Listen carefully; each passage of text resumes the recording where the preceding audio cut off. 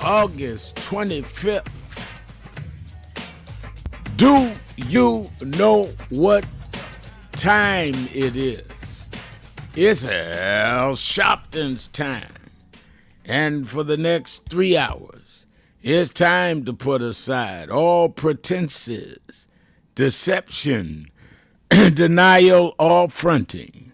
The time has come to keep it real with Reverend Al Sharpton on Keeping It Real with Reverend Al Sharpton. A very good afternoon to you all across the country. I'm going to throw the show opening to Dominique Sharpton, my daughter. I'll be back in about 6 minutes. I have an announcement, but I'm going to jump on the phone to confirm I can announce it. Dominique, open us up.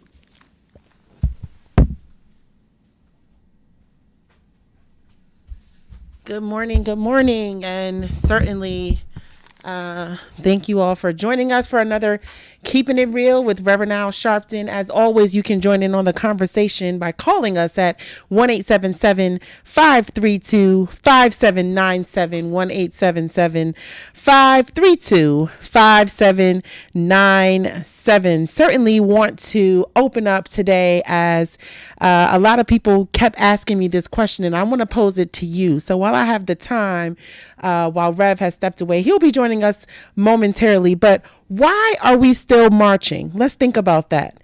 On August 28th, 1963, hundreds of thousands of people descended on Washington, D.C., demanding jobs and demanding freedom. And here we are, generations later, preparing to go back to Washington on August 28th, this time to defend the vote. And somebody might say, you know, Dominique, after everything that has happened, after everything the civil rights movement has accomplished, why?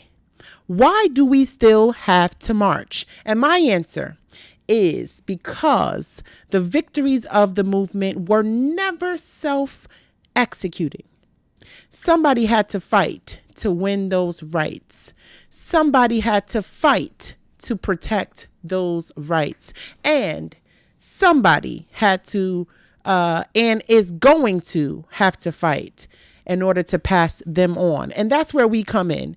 I am a daughter of the movement. I was raised around people who didn't teach us that history was something you simply celebrated once a year. They taught us that history comes with responsibility. And so voting rights aren't just about what happens inside a voting booth, right? Your vote, our vote, my vote determines who makes those decisions about your child's school, your paycheck, your health care, your union, your neighborhood, your judges, your reproductive rights, your civil rights, and your life. So that's why I want for people all over the country, all over the world, those who are keeping it real with us today, I want people to understand the significance of labor, of standing with the civil rights community on August the 28th. This labor movement and the civil rights movement are not two separate stories. Dr. King understood that. The 1963 march wasn't simply called the March on Washington. It was the March on Washington for jobs and freedom. Jobs and freedom, economic justice and civil rights. And because what good is the right to sit at a lunch counter, right, if you can't afford the lunch? And what good is it having a job, right, if you have no voice, no protections, no political power? So on today, as we're keeping it real together, I want to talk about what we're defending when we say we defend the vote. And I want to hear from you. 1-877-532-5797. You can join us on the message board as those are already joining us via live stream at nationalactionnetwork.net, already sharing their comments. Good afternoon to you, message board. Why do y'all believe that people need to come together on Washington, D.C., in Washington, D.C. on August 28th. And for the person listening who says marches just don't work anymore, I especially we especially want to hear from you, because we're going to keep it real about that too.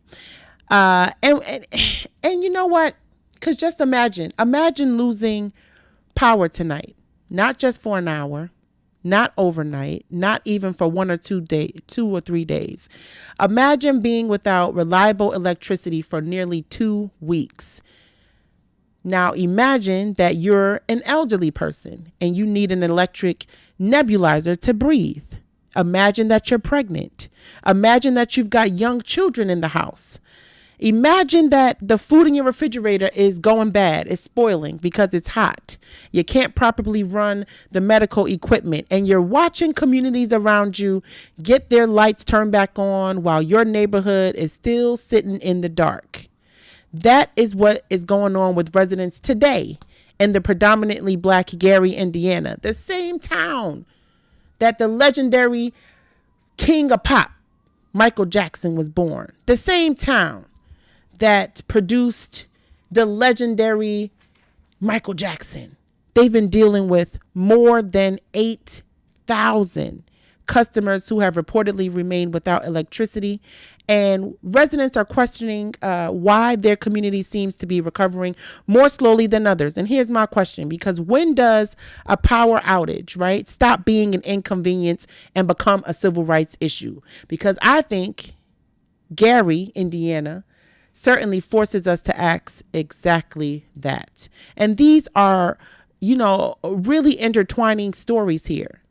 Infrastructure, race, economic equality, economic inequality, and something that we don't talk about nearly enough: who gets treated like their emergency is urgent in this country. That's the question. Inequality isn't always somebody standing in the doorway saying you can't come in because you're black.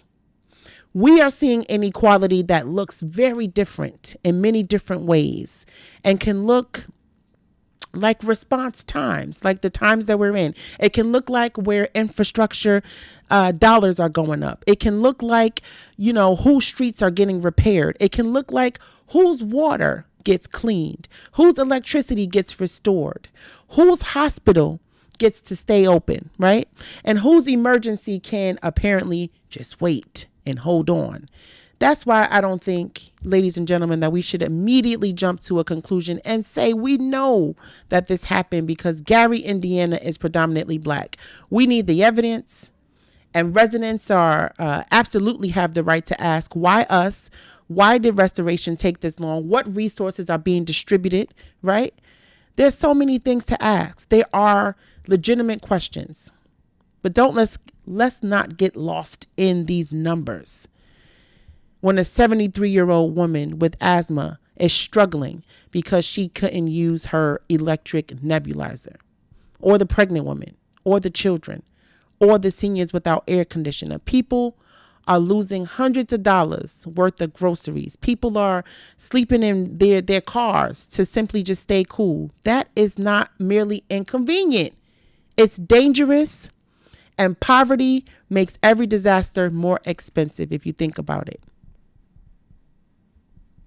We got to keep it real. We've got to keep it real. And America has seen versions of this before. Hurricane Katrina taught us a lot. Flint, Michigan, right? Environmental justice fights all across the country. Disasters, may begin with nature or an infrastructure, but inequality can determine who suffers the longest. And so when we talk about civil rights in this year, 2026, we talk about standing up to defend the vote. We can't only mean access to the ballot box. It also has to mean whether government, whether institutions value our lives equally. Equally. And do you believe that's where it is? Do you believe that where you live determines how quickly America responds to you when you're in a crisis? Have you even ever seen your own neighborhood receive slower services than other communities? I've seen it time and time again. Time and time again. And so Gary, Indiana residents shouldn't have to guess whether they were put last They deserve the answers. They deserve accountability. We deserve accountability. We deserve to, if we decide to stand up to defend the vote, if we decide to stand up for our economic justice in 2026, to defend the vote, to defend the future of our children, to make sure that we are fighting for adequate and equal rights, from education to health care, to deal with the systemic issues that are plaguing us today, that are disparaging us, that are keeping us disenfranchised and keeping us questioning and wondering what next. We've got to be about it. Let's keep it real. 1-877-532-5797. 1-877-532-5797. We'll be back with more of Keeping It Real with Sharpton. We'll be right back.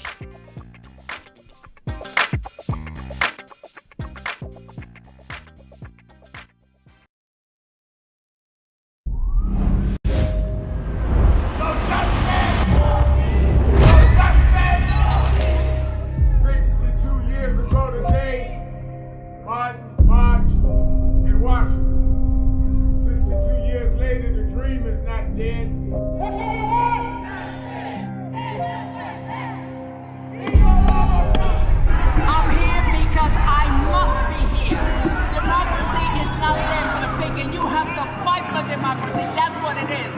What Trump will erase, we will replace. It's the dreamers in many cases have reversed and tried to turn it into a nightmare. We come to Wall Street rather than Washington this year to let them know you can try to turn back the clock, but you can't turn back time. We gonna keep the dream alive on Wall Street.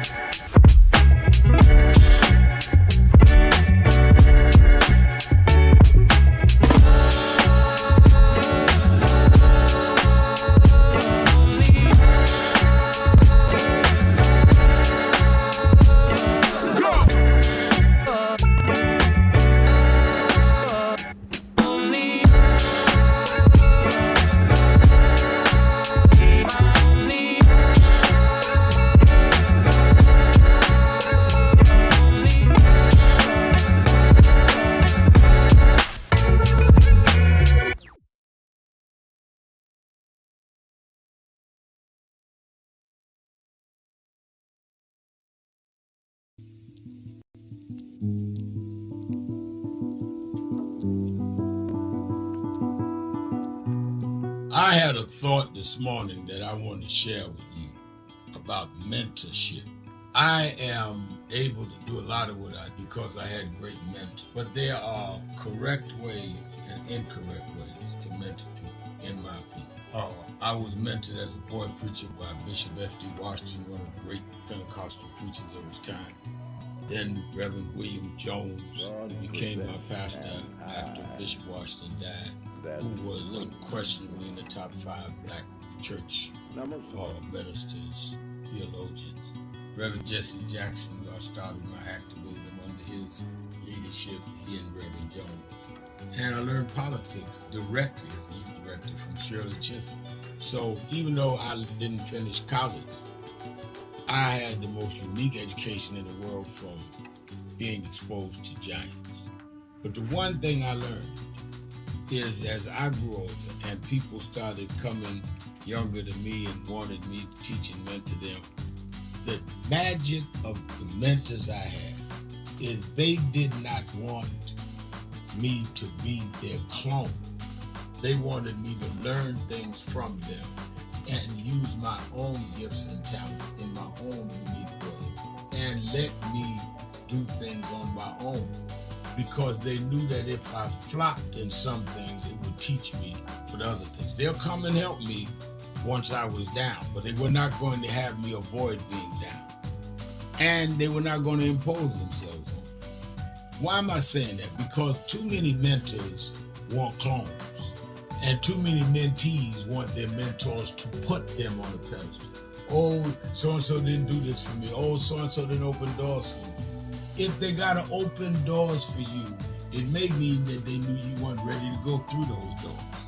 Their job is to prepare you. Your job is to develop your own skills, your own unique ways.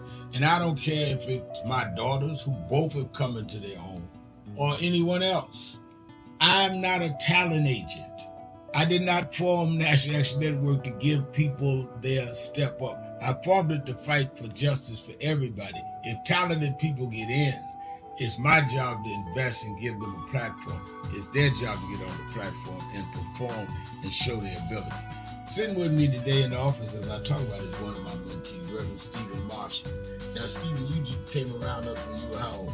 11 years old. 11 years old. You just turned 40 and now you're called to the ministry? Yes, sir.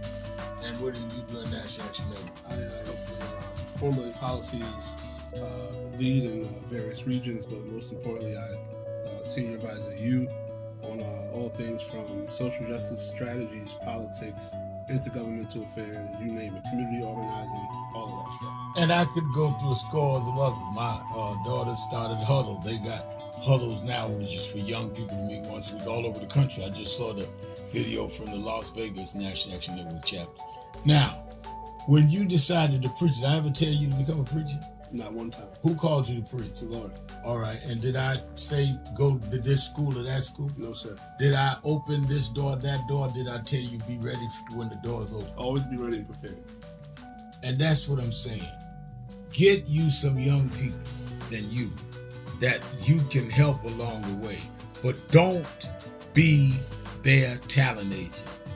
Their talent must speak for themselves. And anybody that grumbles with you about so-and-so didn't do something for them, maybe it's because they didn't feel you were ready, or that they felt if they did it, you wouldn't do it on your own. But we all don't live forever. I want the next generation to speak of me, of National Action Network, and others, the way I speak of Reverend Jones and Bishop Washington and Shirley Chisholm and Reverend Jackson. But I just don't want young people to feel that somebody ought to give them the reins of leadership or give them the reins of business or whatever it is you're in. You need to learn from their journey, get the pearls of wisdom from them, but don't have them do for you, because then it means you can't do it for yourself.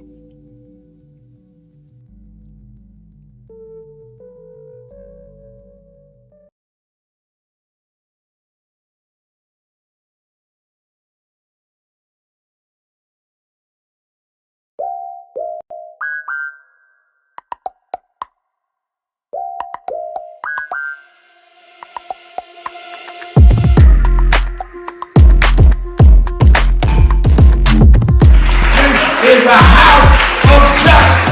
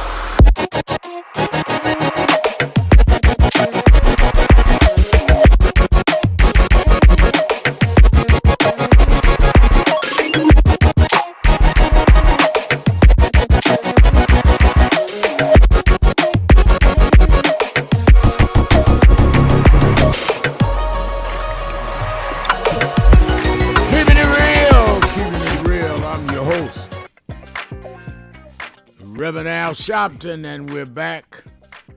1-877-532-5797, 1-877-532-5797, or you can go to our website and you can put a message up on the message board at www.nationalactionnetwork.net. Felicia Grant is on the message board saying we need to continue to march for our rights, our civil liberties, our freedom, justice, and equality. Thank you. And I see people all over the country on the message board.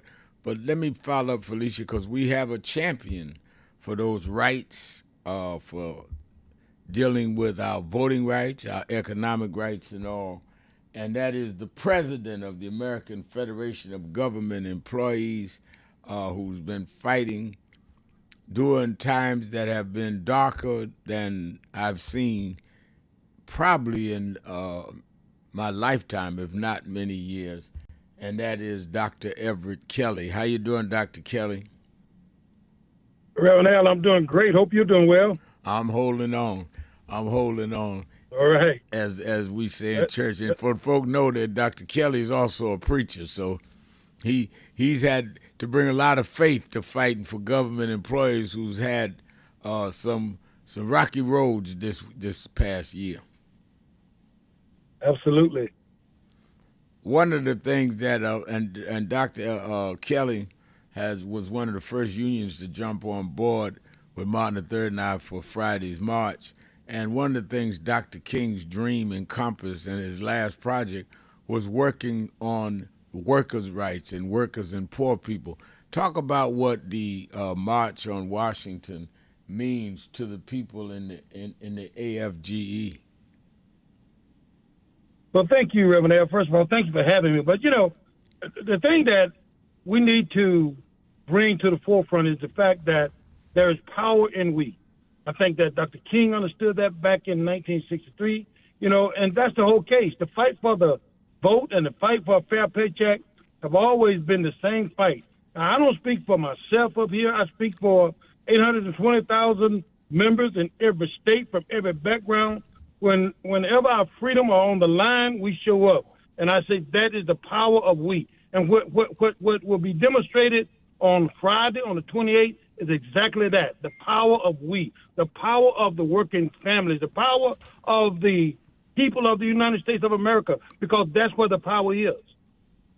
And if the people are energized, they will deal with their own interests. And I think one of the things we always forget is, and those of us that are younger need to understand in your studies, the March on Washington was called by A. Philip Randolph and the labor movement and the civil rights leaders. Dr. King made the keynote address, I Have a Dream, but it was a labor civil rights come together, and that's what we're duplicating on Friday, President Kelly.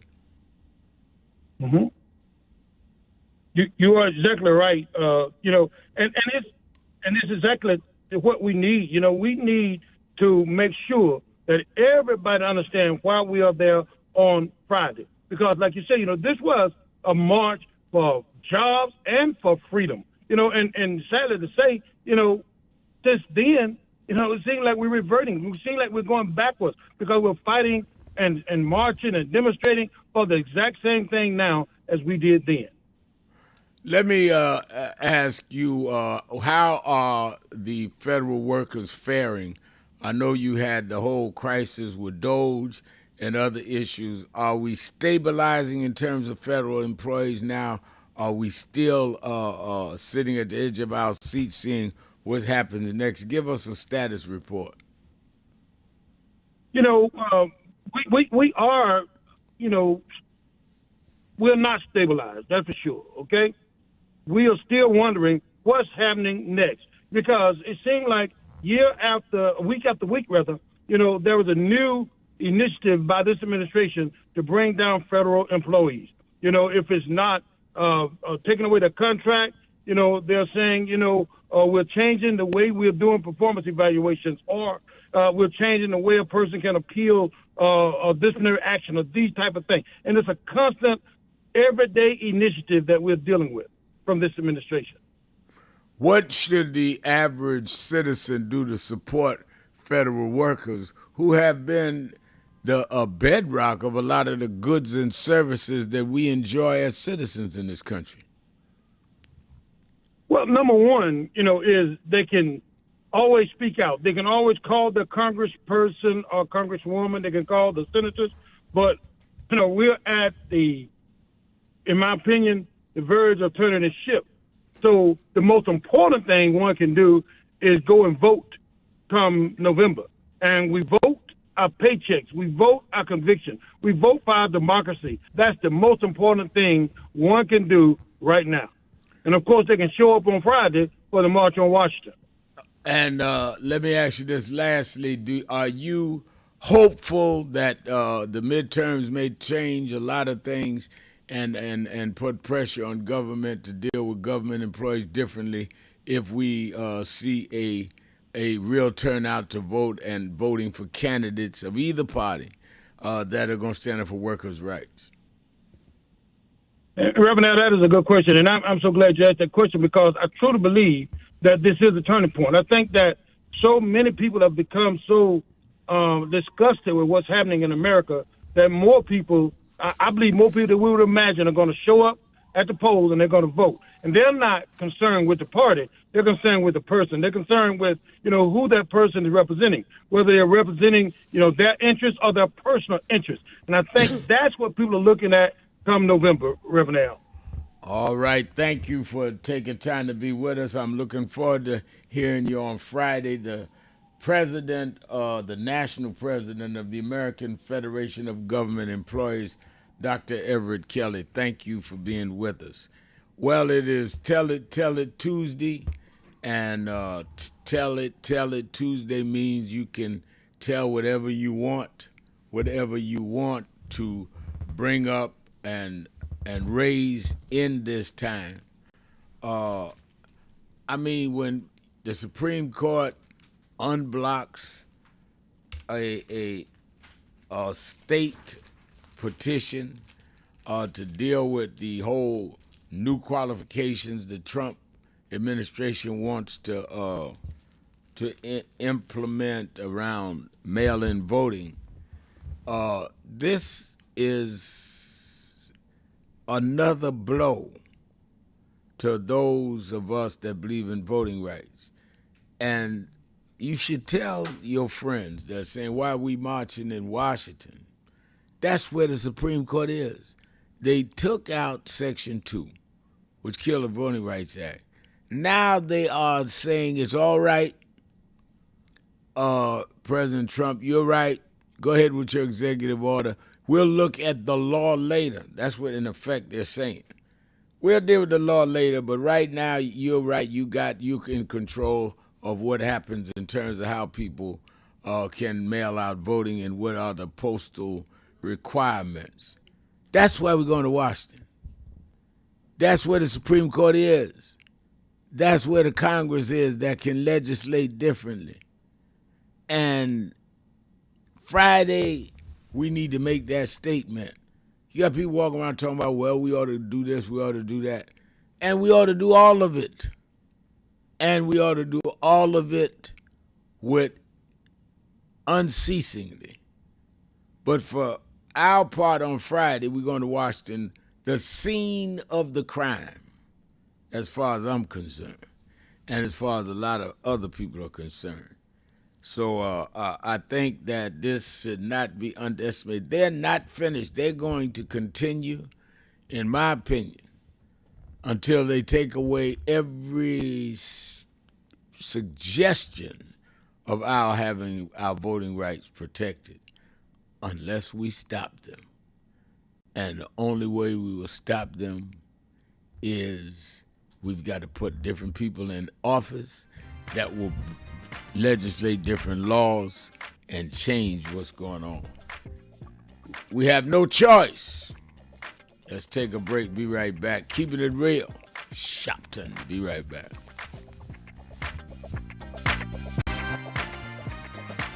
You all hear the radio ads about the...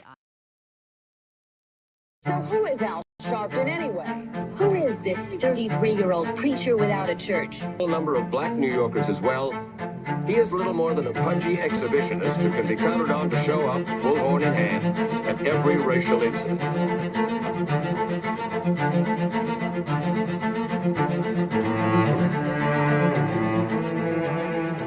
I often quote Mark Twain saying, the two most important moments in life is the moment you are born and the moment you find out why you were born. I had a very troubling conversation the other day that prompted me to do this little video. Young man that I've known a while came to me and he was crushed. I mean, really crushed, because people were criticizing his work. He's in the ministry, but he's also an actor. And he said he couldn't understand why people were jumping all over, criticizing him, trying to find scandalous and derogatory things about him. And I told him, I said, you know, you very young. You don't know the road I've traveled. They call me everything but a child of God. A blabbermouth, a loudmouth, too flamboyant, an agitator, a racist, I a race had to baiter. learn. Yeah, right. I was not defined by how others saw me. I was defined by how I saw myself and whether I was being true to myself. Some of you watching this don't like me. And it doesn't matter as long as I know what I'm doing and I like me for being real. So I'm doing this video to say to you, whoever you are and whatever you do, you may not be in ministry or social justice, none of this stuff, but don't live your life worried about opposition or people that don't like you. You can turn that around. Use me as an example. The same people that call me a scam artist, a con artist, a sellout, or racial hustler and all, I kept going.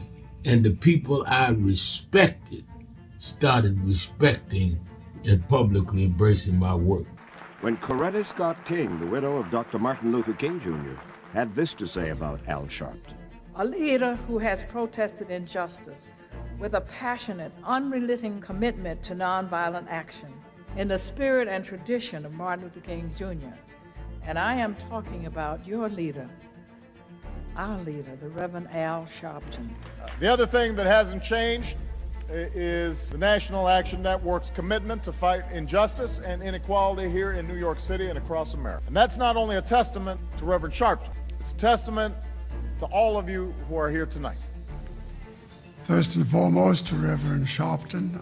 I saw him when he first came on the scene, and I have marveled at his tenacity, at the development of his intellect, and his devotion to our movement, and much he has contributed to the world we are experiencing. I am honored, and I must say that when I had my debate with Dr. King on the issue of the church and religion, he didn't warn me that after his departure, his space would be filled by another preacher, and that preacher would be Al Sharpton.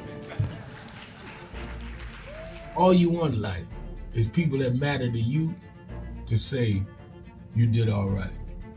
And more important, that you can look in the mirror and say you did all right. Thank you, Rev. Thanks for that introduction. Look, we've known each other for a long time. I'm grateful not only for your leadership and partnership, but quite frankly, more importantly, for your friendship. And thanks to all of you, members of our nation's most important civil rights organization. You have been, over all of your years, such an extraordinary leader.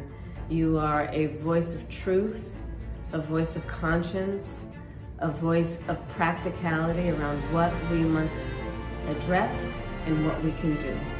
And I thank you so much for your friendship. I remember that most of the youth around Al's age, he was about 12, wanted to be like Connie Hawkins, a great basketball player, legend, or Earl the Pearl, or Clyde Frazier. Al wanted to be like Adam Powell, a powerful preacher with a social justice gospel. He was very close to, at that time, the Reverend William Augustus Jones, powerful preacher and social justice advocate, and Reverend Gardner Taylor, who stayed right down the street, and Bishop Washington, whose church he came from, and Reverend Sandy Ray. He wanted to be like these giant preachers. He wanted them to have the edge, however, of the King's social justice dimension. He wanted to be like them. Now he's one of them. Perhaps taller than most of them because of the risks he has taken and the reward God has given him with his gift. I remember so well that I first escorted him to jail. He was around 13 years old with the jail fighting the ANP. He was in the lineage of our struggle. He grew up in it. We didn't just see him on TV one night. He didn't happen. He came bottom up, not top down.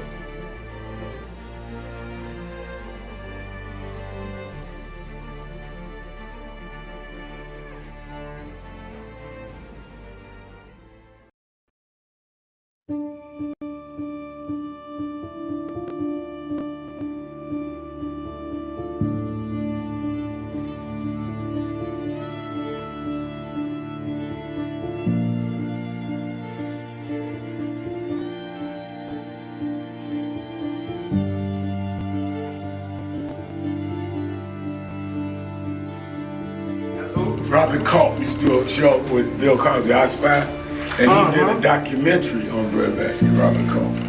Oh, wow. You need to see that documentary. It's great. Absolutely.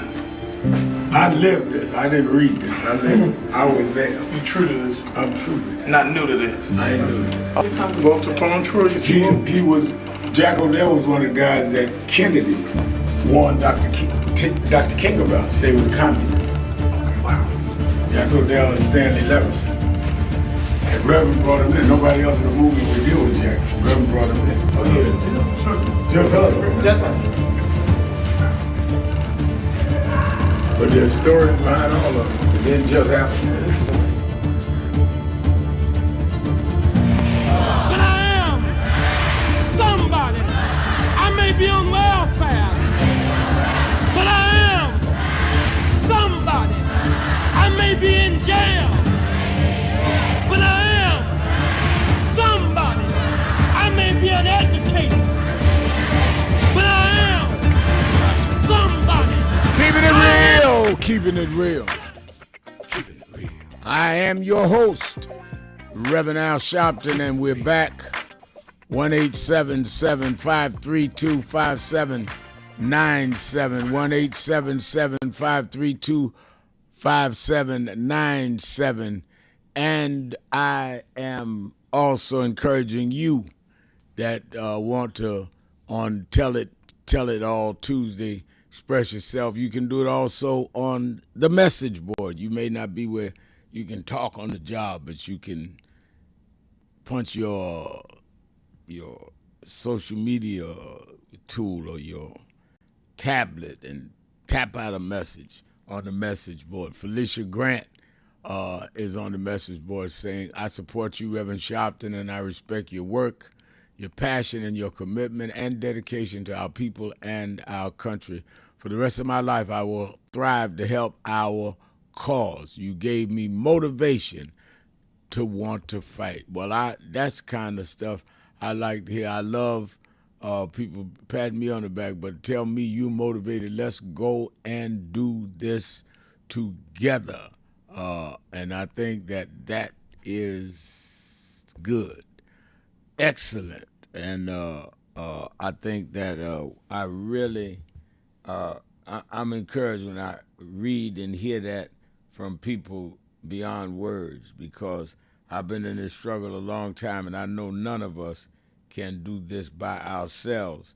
But the more that get involved, regular people, is going to make the difference. And I think that that's important. And I think a lot of us take for granted that we won't matter. No, you matter a awful lot. And I see Shannon is on my case. Shannon says, what's your announcement, Reverend Sharpton? Well, my announcement is I just got off the phone with Governor Abigail Spanberger of Virginia, and she's coming to the march on Friday and going to speak, Governor Spanberger. said voting rights is important.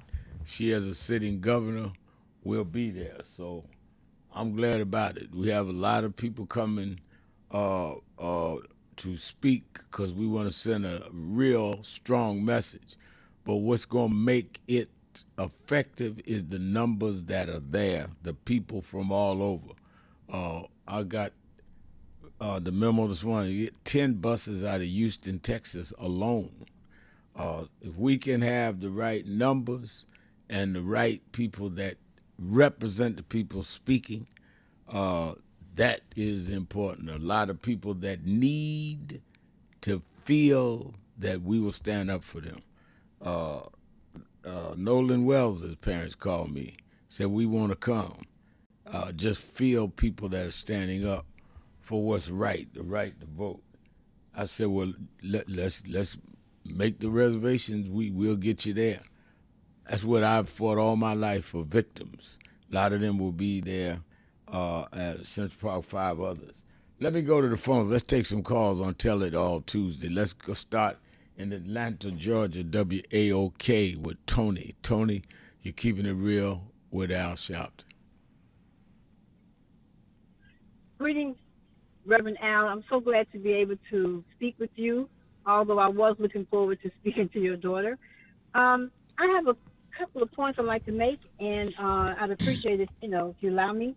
The first one is I was hoping to speak while the president of the union was on there. I'm a former federal employee. I retired after 36 years of faithful service.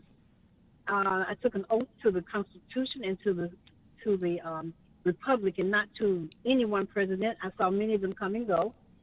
But the one thing I didn't understand was, how is it, by the stroke of the pen, the president could circumvent the union agreements that were in place? How he could, by the stroke of the pen, upend what the rights of federal workers had fought for and had been agreed upon. But that's one thing. The other thing is, our president made an agreement, a pact with Canada and a few other states, countries, that was supposed to last for 15 years with respect to the tariffs. And yet, no one is going to trust us because he is not a man of his word. And thirdly, I appreciate the devotion you and other civil rights leaders and even John Q. Public that continue to be on the front line fighting for our voting rights. But can we agree that the next time, which will be in 2028, when we get the House, the Senate, and the White House, that we codify the Voting Rights Act so it doesn't have to be piecemeal or reauthorized ever so often, that is part of the Constitution, and that we put in people in the Supreme Court, on the Supreme Court, that will honor tradition, that will honor precedent, and not come back and strike down things that have been already litigated. Thank you for letting me speak. I appreciate you. Thank you, Tony, for what you said. And on your 3 points, we absolutely need to have a Congress and a Senate in that will give us codify a permanent voting rights bill, because it had to be reissued every 5 years. We need a voting rights bill that guarantees everyone's right to vote permanently, not having to be renewed. I agree with that. I also agree that we need to know what happened to the standing contracts with federal employees. And federal employees should not have their lives change based on the politics of who's in office. So as you stated correctly, the agreements made with unions should be upheld and should be lived up to by the U.S. government, no matter who the president becomes. They should last longer than that. And in terms of what you had questioned, and I think rightfully so, that the agreements that were made, 15-year agreements and all, supposed to last like the agreement with Canada. It does again, like I'm saying about federal workers, it should not end with the presidency of Joe Biden or Barack Obama. If you have a agreement, tariff agreement with a country, every president has to abide by that or should have to abide by that, and it should not change with the changing of whatever party's in charge. Very good question, Tony. Let's go to Germany and talk to Rick. Rick, you're on Tell It All Tuesday with Al Sharpton. Good day, Brother Sharpton. Good day. I just want to say your daughter opened up talking about the power outages in Indiana. And I just want to say, first of all, that wildfires, storms, power outages, floods, and drought will continue in the U.S. And you had better prepare for it rather than watching sports or just sound bathing in music.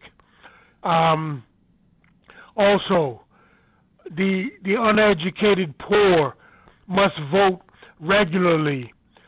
Voting is about not only civil rights, but human rights there in America. Right. The vote is about bringing the Constitution into the 20th and 21st century. Language in the Constitution that becomes clear in this day and time. And voting also affects socialism there in America. If you vote in the socialists, not the communists, but the socialists, then you will have your issues dealt with around medicine and housing and education. I think poor people had better come out to vote every time there's a vote, locally, statewide, for governor, or for the president of the United States. If you don't, you're going to get shafted, and there will be no one to blame but yourself. I'm done, brother man. All right, thank you. I think you made some very poignant points.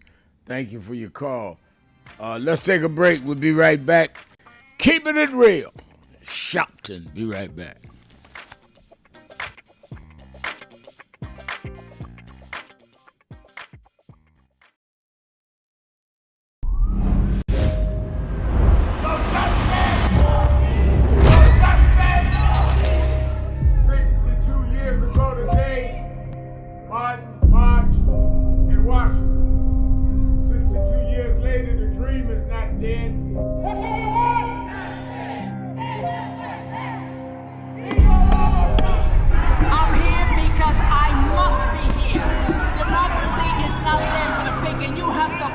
Democracy, that's what it is.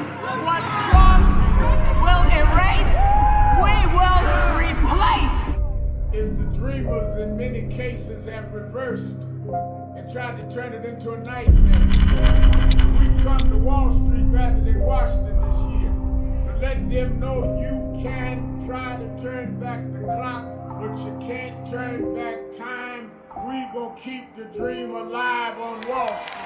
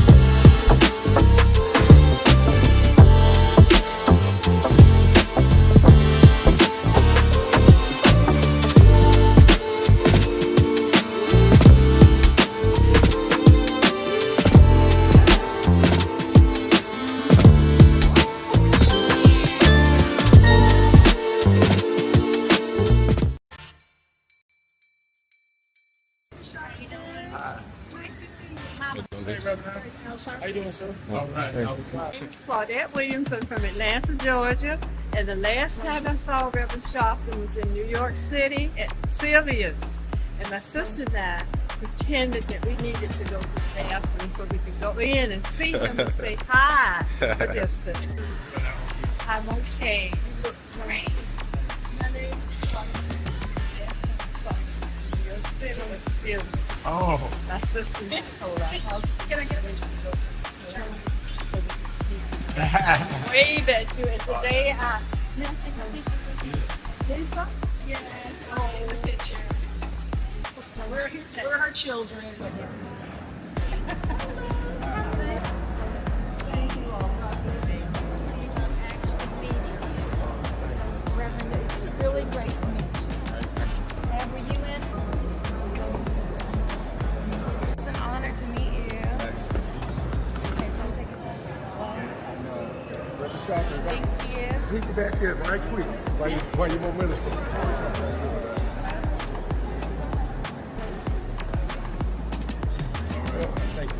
One more, please.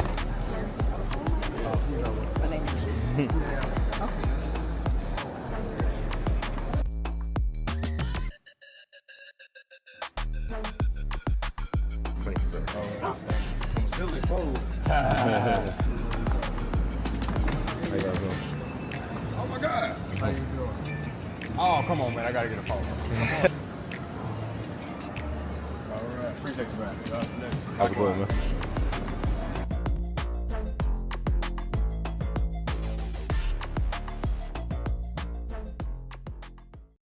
That I want to end.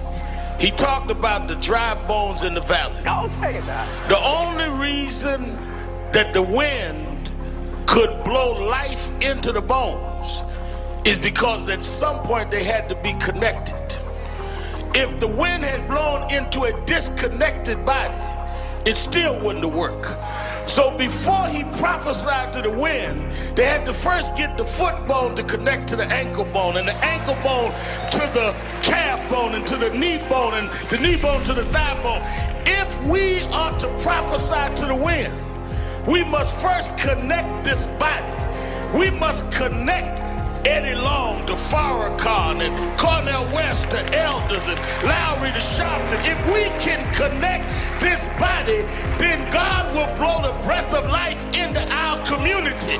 But as long as we are disconnected, the wind can't blow because it's blowing on disconnected dry bones. But the good news is that we're the children of people that have been through worse than this, and we're still here. So even though I get despondent, I don't ever get depressed, because I want the world to know you won't beat us, because we're the children of those that took the worst form of slavery and brutality that ever lived, that ever existed. Our parents survived the Middle Passage. Only the strong got here, and then we lost our name, our culture, our religion, and we're still here. But you don't know who we are. We're the children of Chaka Zulu. We're the children of Mary McLeod Bethune. We're the children of Marcus Garvey. We're the children of Martin Luther King. We'll be here. We were first, and we'll be last. We know who we are.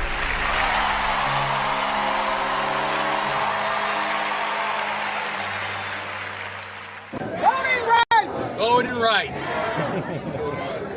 Everyone look here. Say it again, Miss Pearl. Voting rights. Voting rights! One more time, Miss Pearl. Voting rights! There we go. Voting rights! Voting rights! Voting rights! Voting rights! Voting rights! When do we want it? Now! When do we need it? Now! Yesterday. What do we want? Voting rights! When do we need it? Now! What do we want? Voting rights! When do we need it? Now! I thank God I was blessed to have both in my life. Both historic, strong figures. But if I misuse them and listen to not only figures that are not as historic as them, but figures that had nothing to do with the calling and purpose of my life, I would live confused. I'd be double-minded. I'm clear. what I want you to do is be clear. Clear on who you are and why you are. And a lot of that will be exposed to you and others by who you are around and who you allow to enter your head. Keep people at a distance that only have a distant and unclear vision of who you are and who you are supposed to be. They could be your blood relatives, but they could not be the ones that accompany you toward what you ought to be about. Everybody good to you ain't good for you. Everybody that makes you laugh sometimes end up making you a joke.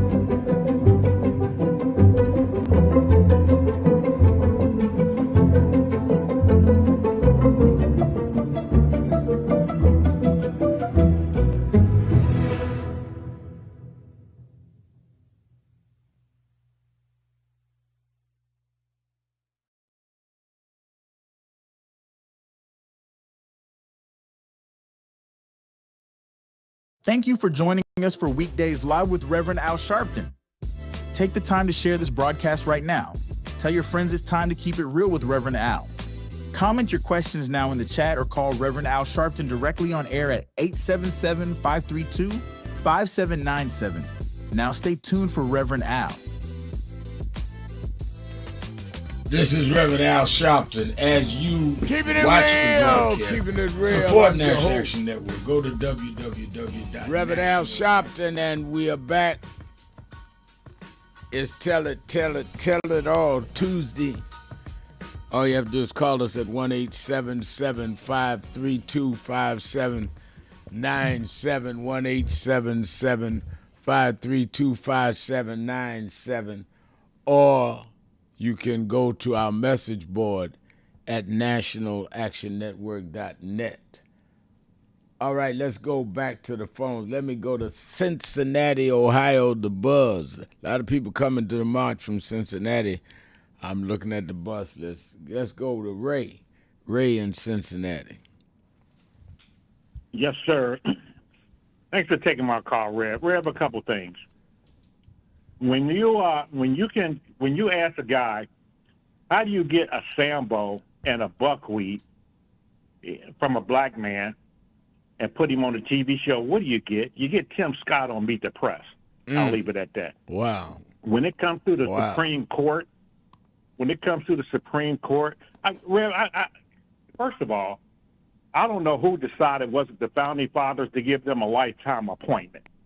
I could have Googled it, but I just now thought about it right before you came to me. But to give them a lifetime appointment, yeah, I'm assuming there was a time where they took pride in being a Supreme Court justice. Now they don't even care about legacy. Donald Trump has bought and paid for 3 Supreme Court justices who has dismantled the Constitution over the last few years. And the thing about it is, Rep, they don't even care. They don't care about their legacy or anything. So whoever decides to give them a lifetime appointment, they should have been fired. And hopefully at some point in life that this can be overturned. I'm hoping someday this can be overturned, and maybe they can be impeached for what they've done, or just give them a 10 or 15-year appointment and let them go. Because I got a feeling that Trump, if the Democrats win the presidency in 2028, he's going to get rid of some of these older Supreme Court justices and put somebody in their 40s or 50s in there. And they're going to have another 30 or 40 years, to reign supreme. That's what I'm thinking. And Rev, I'm glad you didn't take the bait and your callers didn't take the bait. The last couple of weeks, they're talking about Donald Trump's blonde associate. That means nothing. Let his wife deal with that. That's right. That has nothing to do with this upcoming election and, the midterms and the presidency. It's just a smokescreen that, that's out there. And I'm glad you didn't spend a whole segment or a whole day or a whole week on it. No. And so one last thing. And this is how I understand small businesses, because J.D. Vance, he was at a rally, and the Small Business Association, they endorsed Republicans. And I'm like, you're in this situation because of Republicans. Right. Your businesses are going down because of Republicans. Why in the world are you going to put back the same people that got you in this situation in the first place? What are they promising you? So I just don't understand how small businesses think. It wasn't a black business, at that rally. It was all white. And it just goes to show you how, some people, I don't know, Rev. It's just no words for stupidity. And I hope you get a chance. I say this maybe once a month or once a couple months to you. I hope you get a chance to talk to a bunch of MAGA Republicans at a town hall meeting, because you say things in a way that'll get you to think. I'm wondering, have you ever convinced a MAGA, to vote Democrat? Has that ever happened? Have you ever convinced a Republican MAGA, or even a black MAGA, to vote Democrat? No, I can't say I have, no. Okay. And so I'm just hoping you get that. It may not happen, but if you can have a town hall meeting of Republicans, or invite a few of them on your show, just you have a way of making people see logic. You tell us about your airport visit, and the guy come up to you, and all you just do is just make it sensible. Common sense. And then they say, oh, I never thought about that. Right. So that's my hope, Rev. Enjoy your day. All right. Thank you for your call, as always, Ray. Let me go to Atlanta, Georgia, WAOK, to Mrs. D. Miss D.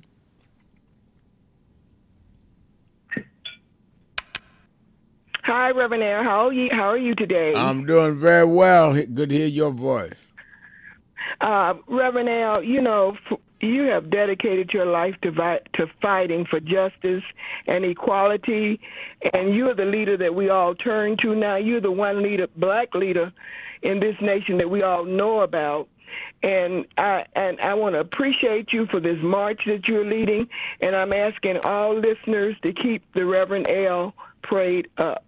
Thank you. Reverend Al, I also want to mention that this past weekend at my church at Big Bethel, Pastor Augustine is really keen on social justice. So we had a whole weekend of social justice meetings. We had a breakfast. Are you familiar with Attorney Damon Hewitt? I think he mentioned your name. Yeah. He's over he mentioned we had a prayer breakfast this past Saturday morning, and he was the keynote speaker. And I remember he mentioned you. Yeah, we worked together. We worked together. Yes, he's the president of civil rights. And on Sunday, Bishop Barber spoke. It was a whole weekend of reminding people that these are not normal times. This is not a normal time in America. We need to get out and vote in November, or we may never get to vote again. And what's annoying to me at this time, Reverend L, is the divisive behavior of some who are trying to turn on Hakeem Jeffries before he even becomes the Speaker of the House. And I'm wondering if these people, I go online and I type in and I say, this must be a bot. This must be a Russian bot or a Republican who's trying to infiltrate what Democrats are talking about, because we cannot afford. They said that Republicans fall in line and we fall in love. Yeah, Democrats sometimes fall in love with tearing each other apart, and this is not the time to do that. These are not normal times. No, these are not normal times, and I think that we must operate from the fundamental understanding of that, Ms. D, that this is not normal times, and we must therefore do what is necessary to meet the times. We cannot take last era's victories to rest on, because they're destabilizing all of that and uprooting and ending all that. We have to move with a sense of urgency. You're correct. These are not normal times, and I want everybody to know, put it on your calendar if you're in Atlanta, Georgia. October 25th, Reverend L will be at Big Bethel AME Church, and I'm looking forward to it, and I'm already promoting it. I see that. I told you I was coming to your church. Yeah, I see. You told me you were going to come, and I'm so grateful. Listen, I'm waiting for it here. I'll be there. I might buy a hat for this one. All right, thank you, Reverend L. All right, bless Bye-bye. you. Thank you for your call. I love it. I love it. I love it. M.N. John McKinney said, Reverend Al Sharpton has done me a lot of good listening I'm with him. Long time. I hit my knees and thank God for the new day just this morning, and I'm doing it daily. And I think John not only listens to the broadcast, listens to the morning thoughts I do. Every morning, I get up before dawn and go into my prayer meditation moments, and then go work out in the gym, wherever I'm at, whether I'm at the workplace or at the on the road at the hotel or at home. And I believe in starting my day, setting my day in the right kind of spiritual and mental space. Let's go to Ozzy in Cincinnati. Ozzy. Yes, sir. Good day, Bishop. I hope you and the listening audience is having a good day today. I might spoil it for some because let me say I am not a bot and I am not a Russian influencer. But I am having problems with the Democratic Party, the leadership, and the body. And I've been around for a little while, and I got to see this country through the lens of a crack pipe, the Army and the Navy, and a cardboard box behind an abandoned gas station. And I've been in castles. I've seen some things, and I've seen the Democratic Party lose. I've seen them lose because the Dixiecrats didn't appreciate a Democratic president saying everybody should have the right to vote. I've seen the Democratic Party lose when a president went to 3 Mile Island and said, we're going to take care of this issue in one of the most dangerous times in American history in the last 60-something years. I've seen the Democratic Party lose because of Willie Horton ads. I've seen the Democratic Party lose because a woman who is more than qualified wasn't qualified because of the prejudice of certain, especially women. I've seen another woman lose because the former president didn't have the initiative to remove himself so that she could put her platform out there. I've seen America from the lens of working with local politicians on their and helping them get elected. A march for a local black judge who they were attacking. But if the Democratic Party loses this fight in November, there is no excuse. And we may not have a chance to fight. I think the real question to me, and I'll let you make your statement and respect you, is can we afford to lose? And if the only way we can win is by voting for the right candidates, then we need to vote for the right candidates. To me, it's not about the party. It's about us voting for our interests. But thank you for your call. I hear the music. I have to take my break. We'll be right back. Keeping it real. Sharpton. Be right back. Breaking news. The issues, the story.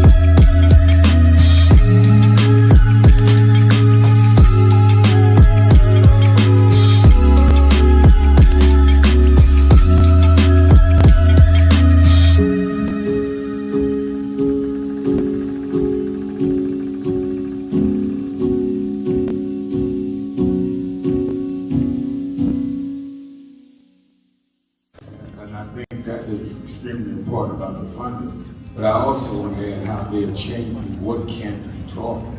You have states outright saying you can't teach black history and you can't teach certain other histories and the curriculum. You have this administration that is literally taking out exhibits from the Smithsonian. So we have not only an education problem in terms of resources, we have an education problem in terms of curriculum and what people are being taught. So I have one grandchild, 6-year-old. When he gets to high school, it may be just against the law for him to learn about certain parts of American history, which includes blacks. We want to talk about slavery. We want to talk about the good side of America. Well, what does that mean? That's not history. Everything was not good. And I think that that is the threat that we've got to fight, which is why we've got to fight with the courts and the streets, because they are literally changing the textbooks as we go. As they do that, they change the opportunity, because then the fight against affirmative action is not having access to these institutions and telling these institutions, this whole fight around DEI, which they started at Harvard. with a black woman president. Started with them saying you can't teach diversity in an Ivy League school like Harvard. It didn't start in Little Rock at the high school. This fight, this time, was Harvard. And they went from there on. And I think that we've got to have the same resistance. If they could fight in the 50s, the ACP would put forward together and deal with the question from Little Rock in terms of desegregation. Then we that are far more educated, far more economically secure personally, have no excuse in the age of what they did in Harvard not to be standing up back in this.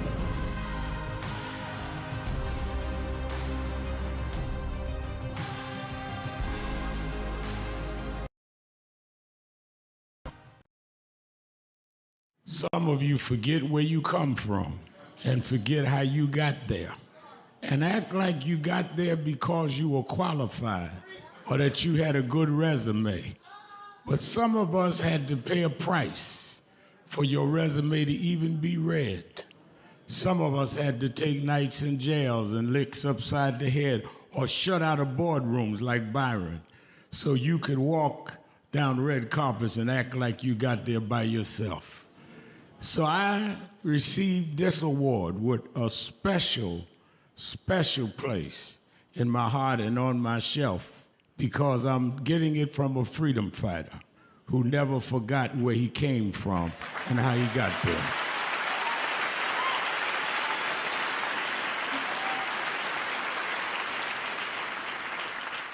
Yes, we've come a long way. We've had now a black president and now a black vice president.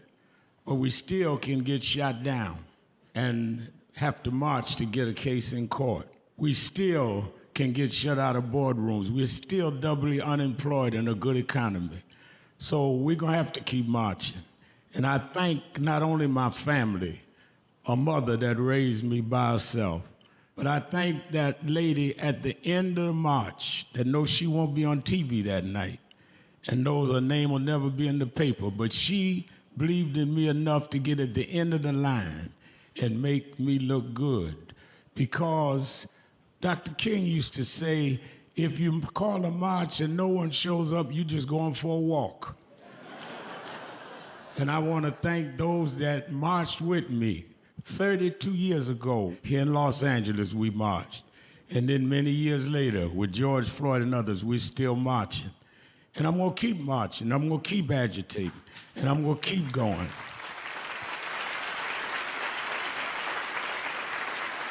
Until we don't have to do it anymore. Eddie, known you a long time. Mariah, christen your kids. And I promise you this, the only thing that I really live for is I get up with this dream that every bigot, every racist, everyone in this country that hates will say, damn, he's up again.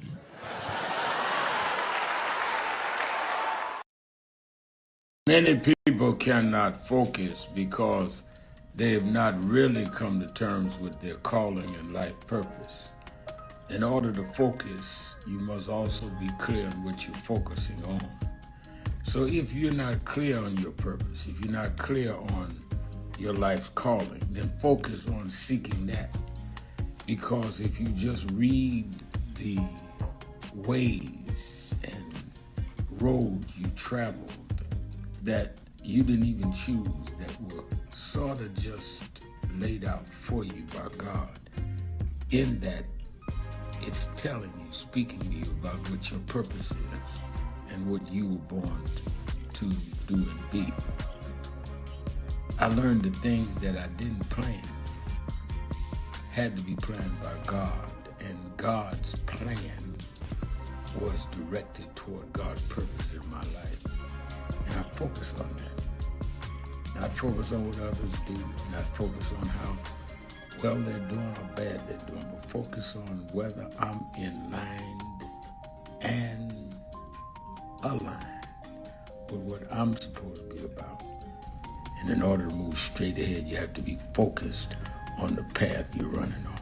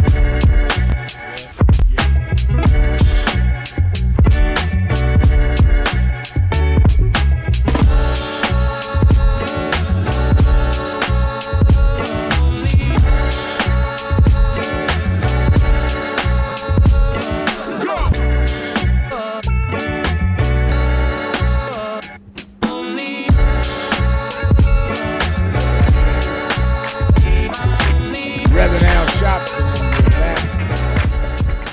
It's Tell It All Tuesday. Whatever is on your mind that you want to tell it all Tuesday. 1-877-532-5797. 1-877-532-5797. Or you can go to the message board and send me a message at www.nationalactionnetwork.net. Well, we are just 3 days away from the march on Washington, and I think that clearly it is a monumental day, but it would not have happened without the diligent work of labor leaders in 63, working with civil rights leaders. And what has happened this time is the exact same thing. Labor leaders like Randy Weingarten of the American Federation of Teachers working with us, not only on a day, but in unison. If it was no King's March and she told me, Reverend Al, we want you there, and put me on the front line, whether it's our march, she'd be on the front line, whether it is dealing with the issues of AI and how we've got to make sure that teachers and people in the community are given the equipment to learn. It has nothing to do with the where they're going to put the power plants. I'm talking about learn the basics. She's partnered with us. I've known her since she was the head of UFT in New York. We go back decades, and I'm proud she's one of our co-chairs for Friday. Randy Weingarten, how you doing, Randy? I'm good, Reverend Sharpton. I'm actually in LA right now, dealing with some of the other back to school issues here, but I am honored to be with you and marching with you and marching with MLK Jr. And I just on Friday, and I'm grateful to you for keeping up what is a really important, not only tradition, but a point of inflection, and particularly right now, this year, 67 days before the midterms. It's probably as important today as it was in 63 that there is this March on Washington, both because of the freedom for the franchise and the freedom for humanity and the freedom for economic dignity. So thank you for doing this work. Thank you now, for leading this work. And Randy, when we see the Supreme Court again yesterday come with another decision that really empowers, at least to the degree that they chose to not listen to the states on this whole mail-in voting issue, right, though they have not ruled on the legality of it. It gives another reason why we must vote. We must show also with public outrage like the march on Friday. Exactly right. I mean, I am sure that because there was such a huge pushback after the Calais decision and after we were all in Montgomery a few days later, it started energizing people instead of deflating them about the dilution of power, particularly of African Americans who had fought to get the Voting Rights Act side by side with so many others of us because of all of the discrimination, because of the legacy of slavery. And here what's happening is that the Supreme Court is trying to create as much opportunity for the current president of the United States to put his thumb on the scale. So we have to do what Hungary just did this year. We have to not only vote ourselves, but we have to get out the vote, and we have to protect the vote. And we have to get out the vote in such a big way that no one can steal it from us. And I think that's the point. The best way to make sure that you're not robbed is more and more and more of us vote, because I think that it is clear that if all of the polling is correct, the Democrats may take over the House, possibly the Senate. So it's clear that the MAGA crowd has to do everything they can to stifle the vote or steal the vote. Correct. And you know, as you and I both have said in so many different venues, this is not just simply a vote against what's going on right now, that if the Democrats do become the majority in the House and or the Senate, and you know, and hopefully both, then it has to be about doing something in terms of using democracy to actually power economic opportunity, because too many people believe that the democracy doesn't work for them. So this is a moment about not only, you know, convincing people that participation and voting and engagement is really important, but it is the beginning. It's not about, Friday's not just about this one election. It has to be about what then happens after January 3rd, after January 4th, about what we need to do to make the democracy work for regular folk in the United States. Now, given that, and I think no one has said it more eloquently than you have, do you think that people understand now with gas prices going up, groceries going up, that politics is about them personally? That's just not some above, you know, in the air kind of above their heads situation. It governs their lives. I think so. I think there's two things that are now different than there were, like, let's say, a year ago. One is that it is affecting people individually, and two, that there's a disappointment from the MAGA base, but also from people who voted for Trump, that he cares more about his own wealth and his ballroom than about the people he is supposed to represent. All right, Wendy Weingarten, president of the American Federation of Teachers, co-chair of the march this Friday in Washington. We'll be right back. Keeping it real. Sharpton. Be right back. Do you owe back? Take the time to share this broadcast right now. Tell your friends it's time to keep it real with Reverend Al. Comment your questions now in the chat or call Reverend Al Sharpton directly on air at 877-532-5797. Now stay tuned for Reverend Al. This is Reverend Al Sharpton. As you watch the broadcast, support National Action Network. Go to www.nationalactionnetwork.net and be involved.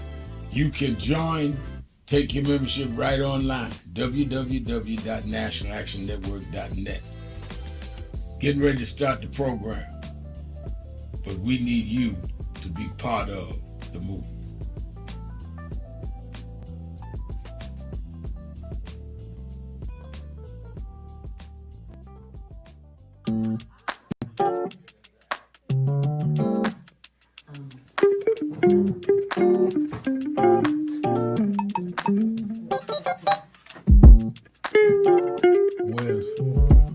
I see I'm in today's New York Times word puzzle, and they're asking what is Al Sharpton's title for short. It's Rev. I didn't know everybody knew that. But the people in the New York Times, they didn't call me Rev. They should call me Reverend. No.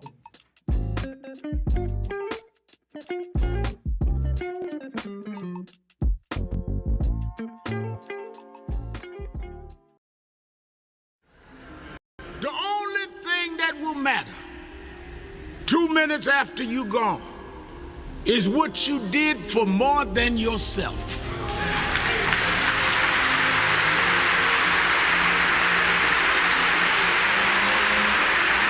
Think about this. Think about if today is your last day. If this is your last service, what can they say about me? And if you're not satisfied with your own answer, you should leave here today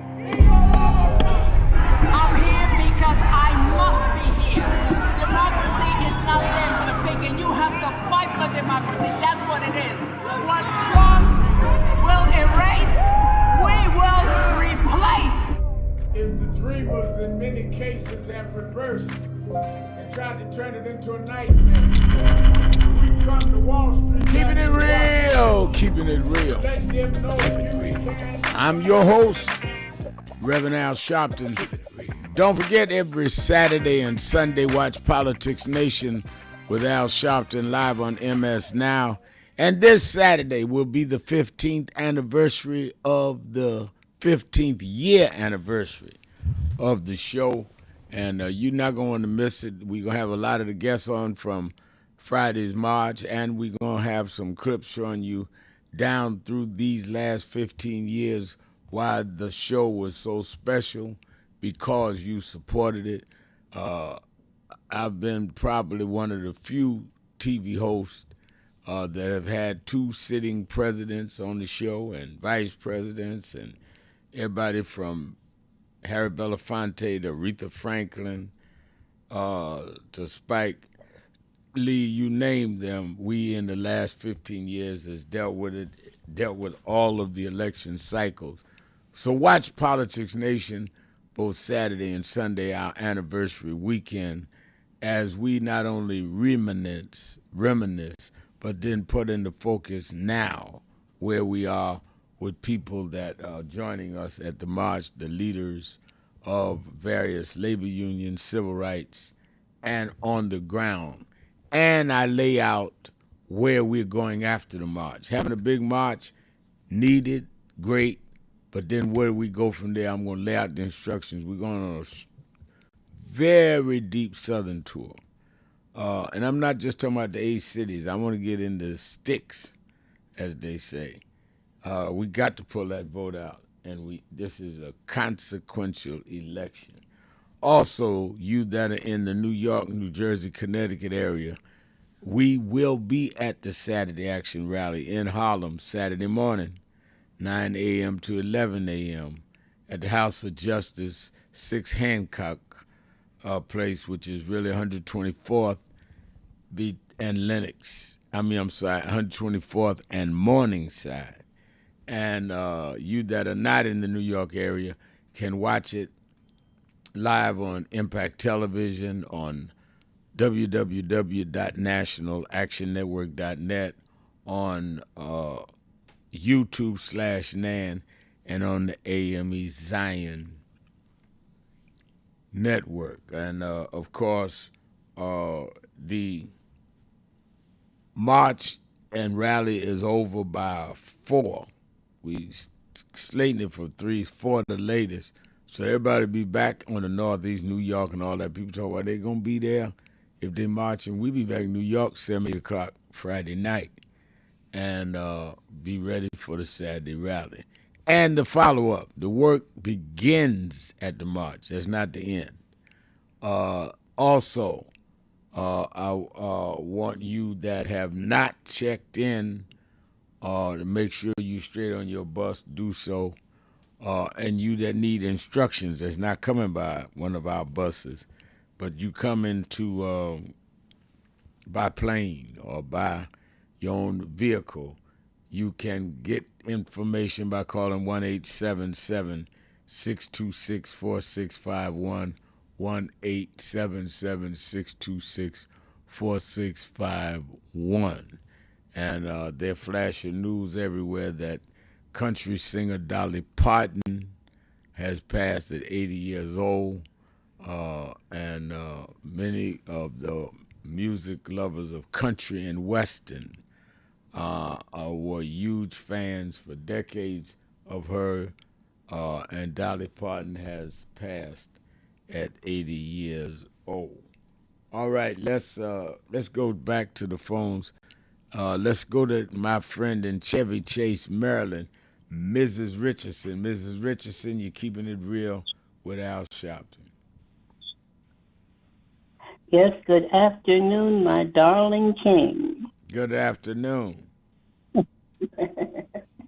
Yes, Rev. You know, your guest spoke very eloquently. The lady, your guest, But you had a lady call, one of our people called, and I agreed with her more than your guest you just had. I say that because I never hear any, maybe that lady may be still listening, but I'm saying there are people who don't seem to think that permanent voting rights should be there. If this lady had administered that, I would have agreed with her totally. Wait a minute, I don't understand your point. Do you say that they don't believe in what? I mean, I'm not saying that they don't believe, but why isn't it that they don't think it's important to say it? Like the caller, the lady. To say what? I'm trying to understand what you want them to say. You want them to say what? Well, I thought I can't demand her saying something with, but I'm saying I would have liked to have had heard from her the right of Black people, African Americans in this country, to have permanent voting rights, where it's not going to have to be eradicated every 5 years. I mean, that's not how whites do. Whites are able to vote all the time without any problem. We want to be even. That's, even because there's so much they took away, the education process with history of Black people that they took out. This man in the White House took it out. That was part of a democracy, and I'm quite sure she did mention democracy. I know I did hear her say that, many people feel that there isn't any full democracy, and that's where I stand. I don't feel that it's full yet. Once we get whoever the president is, I can't demand who the president's going to be with. So I'm an independent. I only speak my mind how I see it. I'm not a full-fledged Democrat. I'm not a full-fledged Republican. I'm an independent.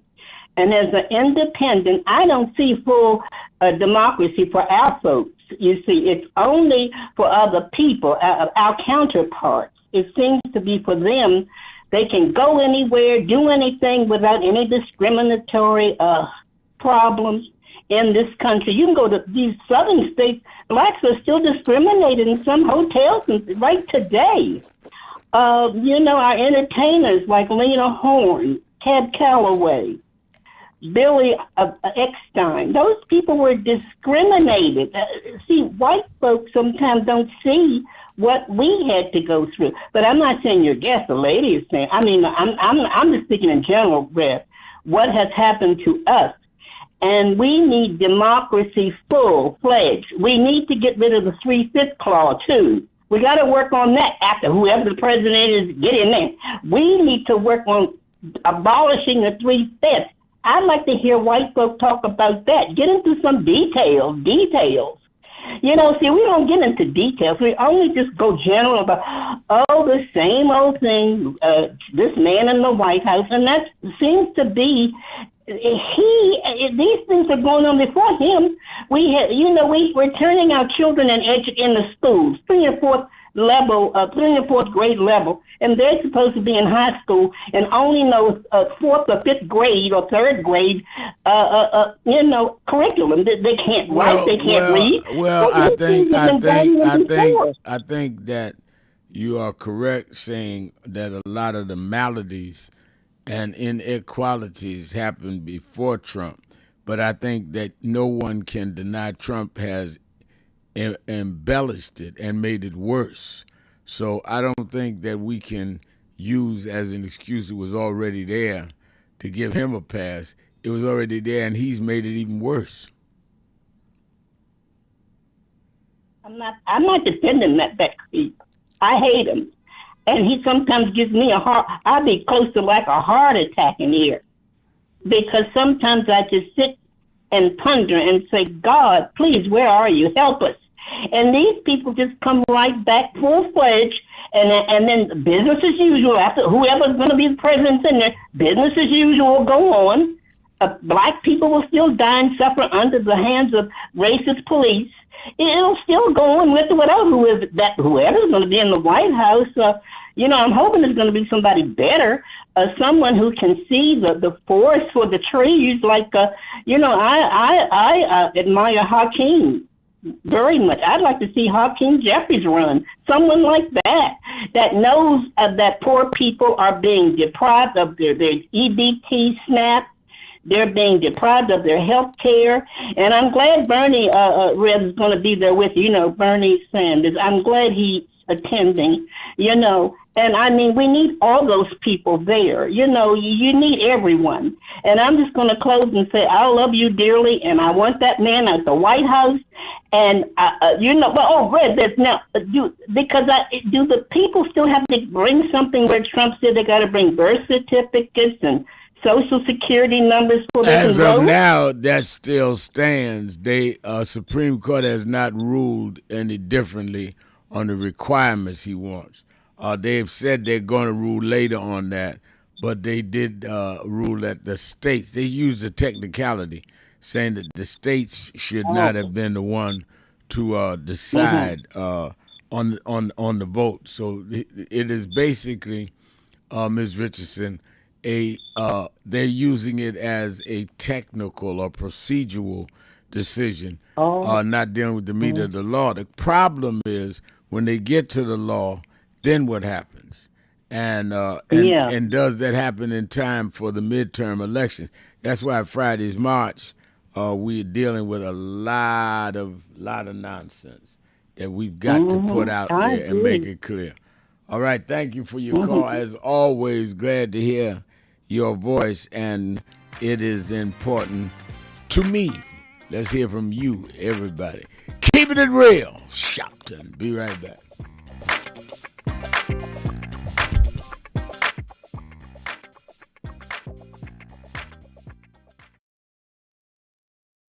Many people cannot focus because they have not really come to terms with their calling and life purpose. In order to focus, you must also be clear on what you're focusing on. So if you're not clear on your purpose, if you're not clear on your life's calling, then focus on seeking that. Because if you just read the ways and roads you traveled that you didn't even choose, that were sort of just laid out for you by God, in that it's telling you, speaking to you about what your purpose is and what you were born to do and be. I learned the things that I didn't plan had to be planned by God, and God's plan was directed toward God's purpose in my life. And I focus on that. Not focus on what others do, not focus on how well they're doing or bad they're doing, but focus on whether I'm in line and aligned with what I'm supposed to be about. And in order to move straight ahead, you have to be focused on the path you're running on. I want to turn the floor over to you, ladies. Well, thank you, President Dr. Kimber, and to all of you on the board. I wanted to personally make this appeal from National Action Network and Martin Luther King III and Andrea Waters King, that we've been moving around the country organizing to deal with the question of redistricting when they have used the Supreme Court now to redraw lines that will in many ways break up majority black voting districts. It means that they dilute the strength of our community. It will cost probably 19 members of the Congressional Black Caucus. But as important, if not more important, it will not address the needs of those constituents because they don't have a block vote to say we're going to put in somebody that wants to do what is right for us or not. And that does not necessarily all the time mean a black person, but it gives them power. In Memphis, Tennessee, the majority black district congressman supported and reelected several times by the blacks there was a white man named Cohen.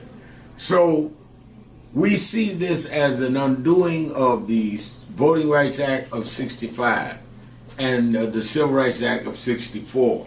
So on August 28th, we've asked people from around the country to join us in Washington, D.C. for a mass march. We've had some marches and rallies in Mississippi, some in Montgomery and Selma, but we need a national march led by the clergy, led by the faith leaders, like it was in the 60s, that will say it is a moral outrage that we would, in a time like this, disenfranchise wholesale black voters by repealing the Section 2 of the Voting Rights Act and by turning the time back. We've heard from a lot of groups, but we need this to be church-led. National Action Network is appealing to you, the president. Reverend Dr. Boise Kim has been on our board for years and knows this well, and the many of you that are on the board. But we need to send a national message in a peaceful, nonviolent gathering led by the clergy, along with Dr. King's son, along with his daughter-in-law, and along with other leaders. But it's time to dramatize it. We see the No King March. We see everybody out there rallying. Where's our voice when we're the ones being disenfranchised? We're the ones being attacked. And I think that if we would stand up, the people will step up, because the people understand the gravity of the hour. And I think that we are called upon at this point in history to do what those leaders of the black church did before our time and in our childhood. So I thank you, President Kimball, for giving me an opportunity to make the appeal to the board itself. You have the information. We're going to have buses from all over the country. Those churches that have buses, we give information. Those that don't, we're willing to help supply them. But we need to show a big number right in the nation's capital. History should not say they stripped us of everything and there was not a national response led by the black church. Thank you very much for these few minutes.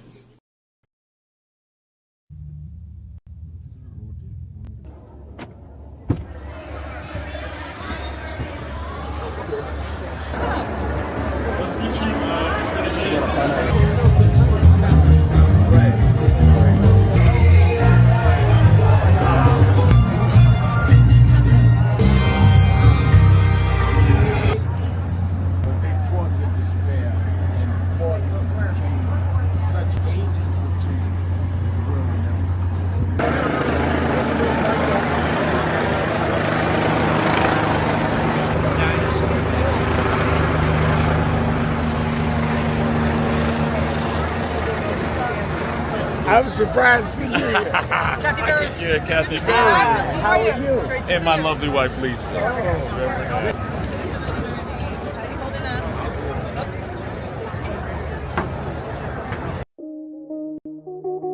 It is really a intersection of both emotions, because when I was 11 or 12 years old, so I watched the news a lot and I became enthralled with the image of Adam Clayton Powell. I was around 11 and I convinced my mother to let me come up to this church to see Adam Clayton Powell. And in those days, people in Brooklyn used to say it's dangerous to go to Harlem. And folk in Harlem used to say it's dangerous to go to Brooklyn. Now, to 135th Street, and I came, sat right back there. And Adam Clayton Powell walked down this platform. And I remember after the church, in those days, Johnson, the pastor's study was right inside with the plexiglass. And I knocked on the door and I told the secretary I wanted to meet Reverend Powell. She looked down this little 11-year-old boy. She said, "Really?" She said, "Who should I say?" I said, "Reverend Al Sharpton." Platform means dignity. Means we're gonna walk side by side with you or through you.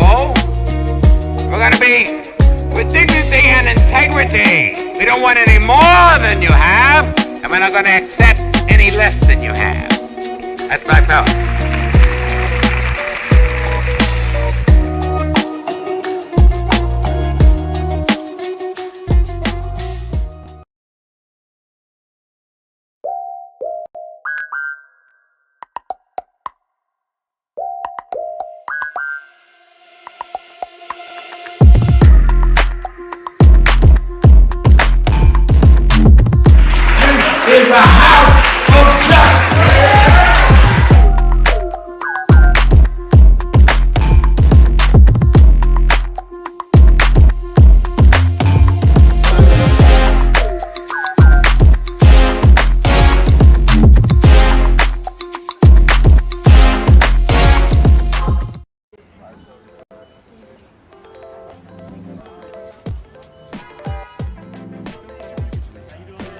such a pleasure to be here with Reverend Sharpton and this entire congregation on Juneteenth weekend to not only celebrate freedom, but recognize the work that is still to be done to ensure that that freedom is within the grasp of each and every New Yorker who has helped to build this city.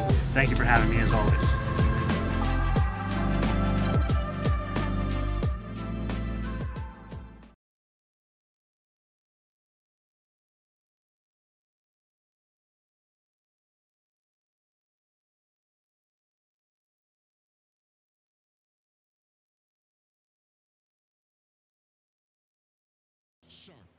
Keeps it real. Because you're raising things that you haven't thought out. There were slave rebellions yes, I have. that did. All right, then give me the answer.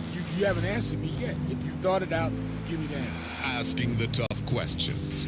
Well, the statement. Now you. No, but I'm questioning your statement. You can question mine. You can question any statement I make. You can question any statement. Whoa. And tell me don't question the statement you make, brother. Be a part of the conversation. Just keep it real. Live from the National Action Network corporate headquarters in New York, keeping it real. And now, America's #1 civil rights leader, the Reverend Al. Keeping it real. Keeping it real.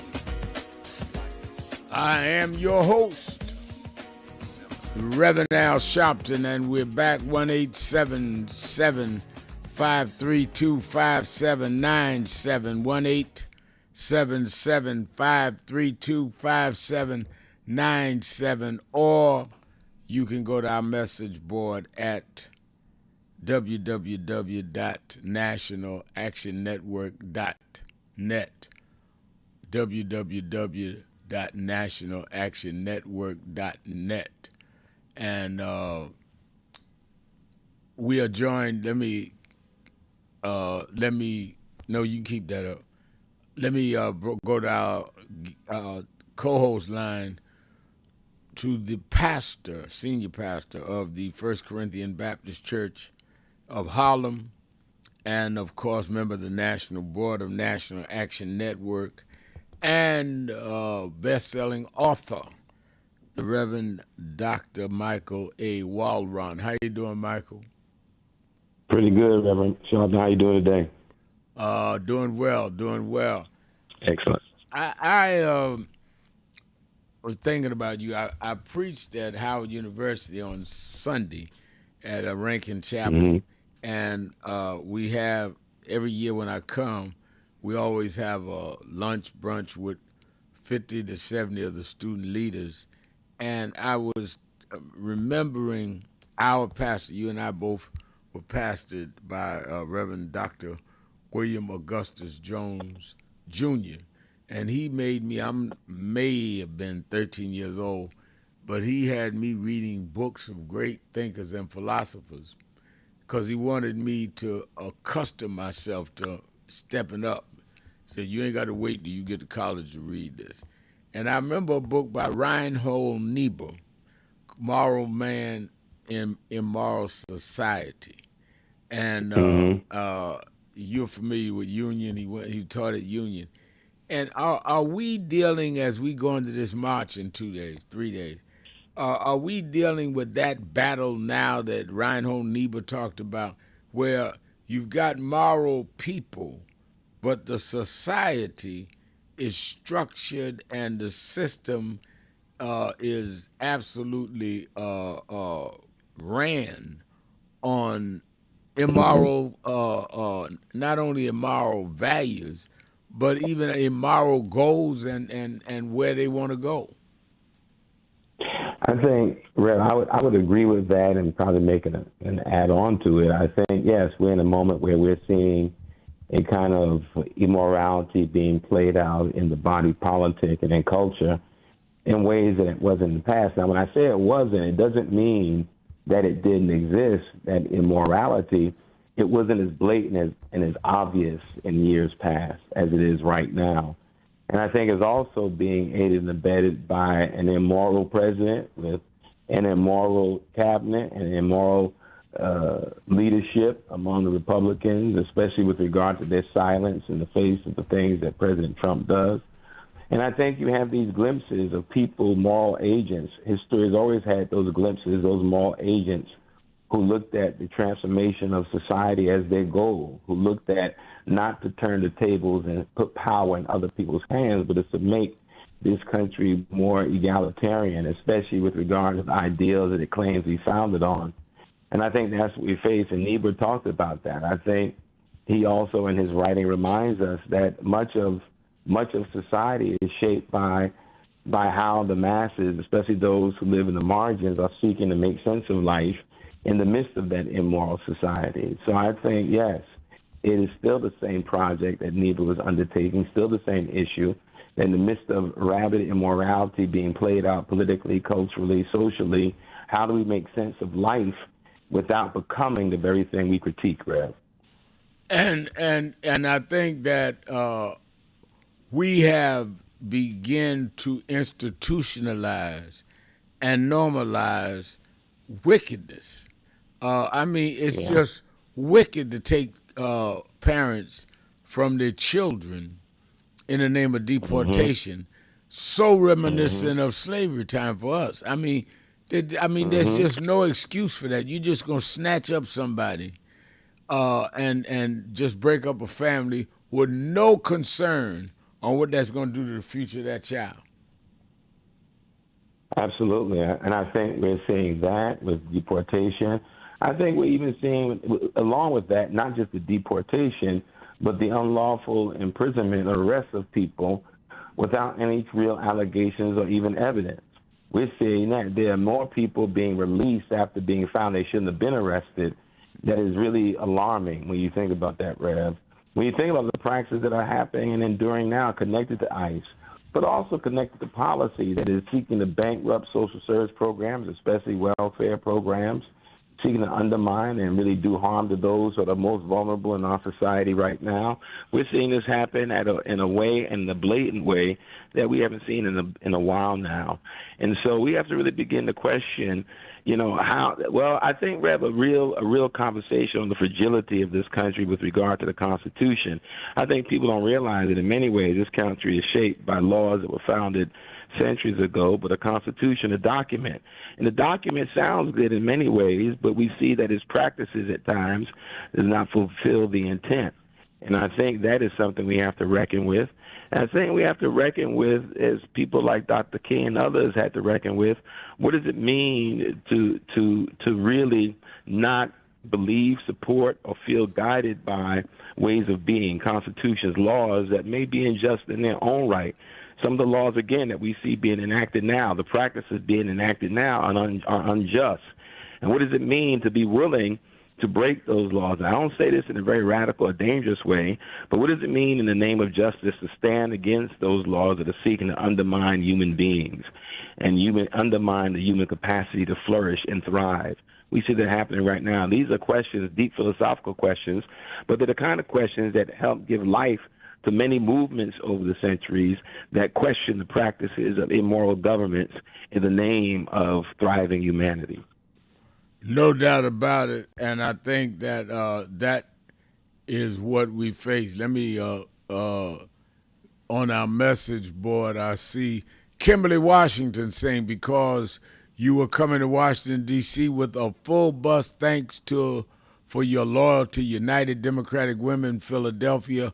We're staying strong with Al Sharpton, just waiting for my package for the bus, and I have and you gonna have your package. As soon as I get to break, I'm gonna call and find out what's going on with your package. I definitely, all the buses, I've done our part in terms of getting the funds raised to get them there. I need everybody to get it done. Let's go talking about Philadelphia. Let me go to the word WURD in Philadelphia. Disco Brian is on. Disco Brian, you're keeping it real with Al Sharpton. Rev, it's been a kind of a heavy. I've been sobbing a little bit. I'll quote my cousin Leslie Calvilage Thomas, She says, the world's most just, kind, compassionate, loving, loyal, generous, beautiful woman passed today. What a huge loss. She was raised in the South around racism, segregation, bigotry, and ignorance, yet she became the epitome of and proponent of equality and inclusion. Sweet Dolly, we will miss you and your famous, beautiful soul. That hit real hard, Rev. I wanted to give some flowers today, Rev. I'm a white male Gentile, but I owe my life to my wife, who is Jewish, and I honestly believe my soul was saved by black music. So when I hear black Jewish dialogue done with seriousness, humility, and love, it hits me really very personally. Rev, you gave Van Jones a Triumph Award in 2019, and I just listened to this extraordinary conversation between Van and Israeli journalist Haviv Redig Gur about black-Jewish relations. Van did something I wish we saw much more often. He defended black people from unfair generalizations, and I didn't even realize there was a whole anti-DEI Jewish thing that had happened, while also saying plainly that progressives failed for years to adequately incorporate anti-Semitism into our anti-racist framework. And that when anti-Semitism came from the left, Van said we didn't have the antibodies to fight it. And Van specifically pointed to Hakeem Jeffries, Raphael Warnock, Cory Booker, and Richie Torres as major black leaders who stand with the Jewish community but often get far less attention than the extremists do. And then, as you probably saw today, Rev, Wolf Blitzer asked Leader Jeffries directly whether his statement, his condemnation of the claim that American Jews are inviting violence against themselves was about Hassan Piker, and Hakeem Jeffries said yes. He called those comments dangerous, malicious, and anti-Semitic, and said that kind of rhetoric cannot be tolerated by anyone in the public square. So, Rev, as a white Gentile man whose life is bound up with a Jewish woman and whose entire emotional, cultural life has been transformed by black music and art,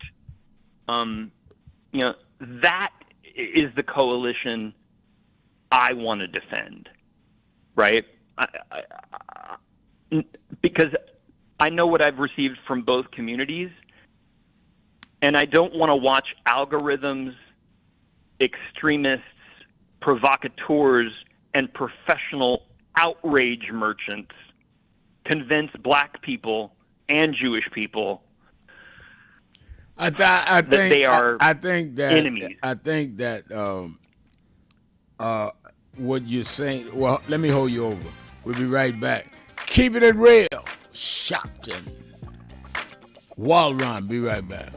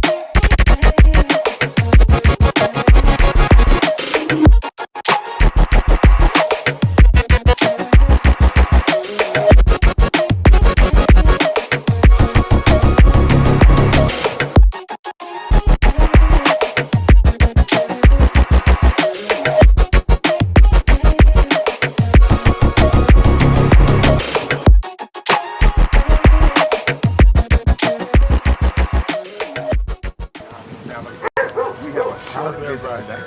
So we just wanted to greet you all and thank you for allowing us in. Yes, sir. We was here. They were on the plantation. Our family was on the plantation. Wow. And that's, of course, that's the slave house. That's one of the slave houses. Sir, it's been 13 years. That's right. Good to How see you you. been? Doing fine. Good.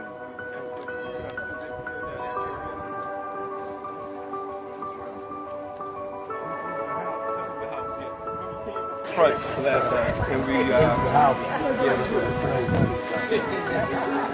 Alexander Sharpton.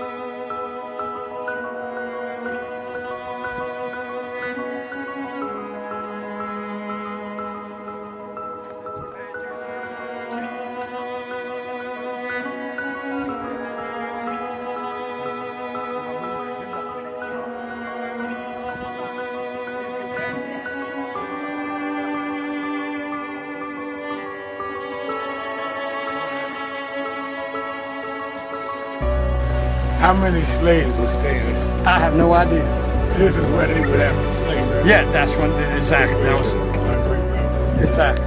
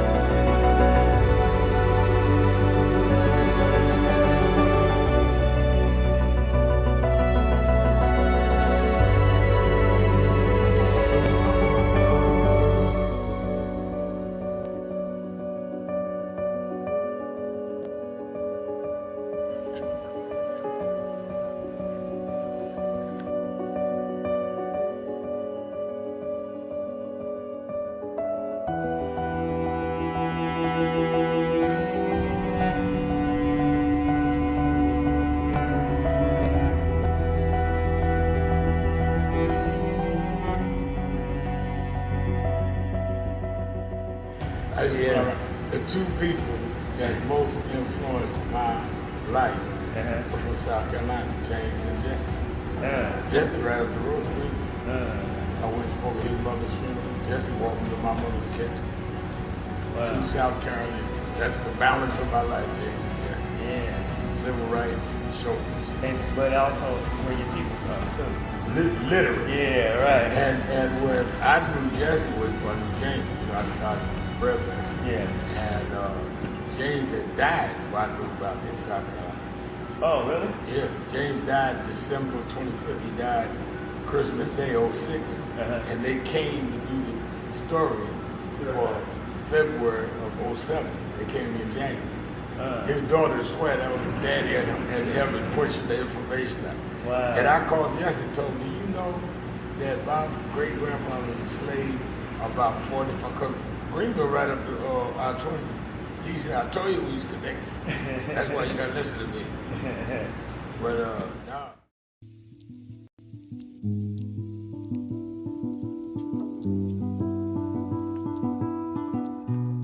I had a thought this morning that I want to share with you about mentorship.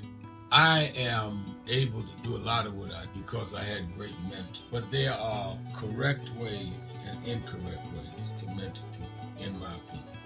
I was mentored as a boy preacher by Bishop F.D. Washington, one of the great Pentecostal preachers of his time.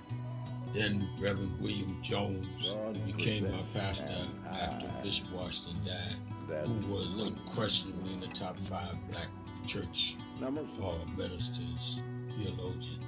Reverend Jesse Jackson, who I started my activism under his leadership, he and Reverend Jones. And I learned politics directly as a youth director from Shirley Chisholm. So even though I didn't finish college, I had the most unique education in the world from being exposed to giants. But the one thing I learned is as I grew older and people started coming younger than me and wanted me to teach and mentor them, the magic of the mentors I had is they did not want me to be their clone. They wanted me to learn things from them and use my own gifts and talents in my own unique way and let me do things on my own, because they knew that if I flopped in some things, it would teach me for the other things. They'll come and help me once I was down, but they were not going to have me avoid being down. And they were not going to impose themselves on me. Why am I saying that? Because too many mentors want clones, and too many mentees want their mentors to put them on a pedestal. Oh, so-and-so didn't do this for me. Oh, so-and-so didn't open doors for me. If they got to open doors for you, it may mean that they knew you weren't ready to go through those doors. Their job is to prepare you. Your job is to develop your own skills, your own unique ways. And I don't care if it's my daughters, who both have come into their own, or anyone else. I'm not a talent agent. I did not form National Action Network to give people their step up. I formed it to fight for justice for everybody. If talented people get in, it's my job to invest and give them a platform. It's their job to get on the platform and perform and show their ability. Sitting with me today in the office as I talk about is one of my mentees, Reverend Stephen Marshall. Now, Stephen, you just came around us when you were how old? 11 years old. 11 years old. You just turned 40 and now you're called to the ministry? Yes, sir. And what do you do in National Action Network? I formulate policies, lead in various regions, but most importantly, I senior advisor to you on all things from social justice strategies, politics, intergovernmental affairs, you name it, community organizing, all of that stuff. And I could go through scores of others. My daughters started Huddle. They got Huddles now, which is for young people to meet once a week all over the country. I just saw the video from the Keeping it real. Keeping it real. Now, when you decide... I am your host, Reverend Al Sharpton, and we're back. 1-877-532-5797. Reverend Dr. Michael A. Walron is our co-host. Let me go back to Disco Brian, Reverend Walron, then I want you to weigh in. The problem of anti-Semitism and racism are real and must be confronted, Brian, but it must be dealt with equally. I said to some Jewish faith leaders the other day who are working with us, some of whom are coming to the march, that just like I agree that when somebody says something anti-Semitic, we ought to denounce it, and I have, and I've worked with some in the Jewish community that I may disagree with on other things, but we come together on against that. But I also want them to come against Jewish civic leaders that do things that I feel are wrong against blacks, like Bill Ackman, who's led the whole fight against DEI and got a black woman fired from Harvard University. Just like Hakeem spoke up about Piker, I want to hear some of the Jewish leadership speak up about Bill Ackman, a man of their faith, who is doing everything to, in my opinion, destroy what we need to be. I mean, it's got to be both ways. Rev, I'm glad you addressed that exact issue. And if you have time, I can't imagine you do, but Van and Haviv get into exactly that question, which I was unaware of until I saw their conversation. And I guess basically the concluding idea is that Van made a point that struck me most, which is that our phones and algorithms are putting different communities into completely different information universes. We keep seeing the ugliest representative of somebody else's community while the bridge builders barely register. Meanwhile, we have Ashley Laverne Jackson,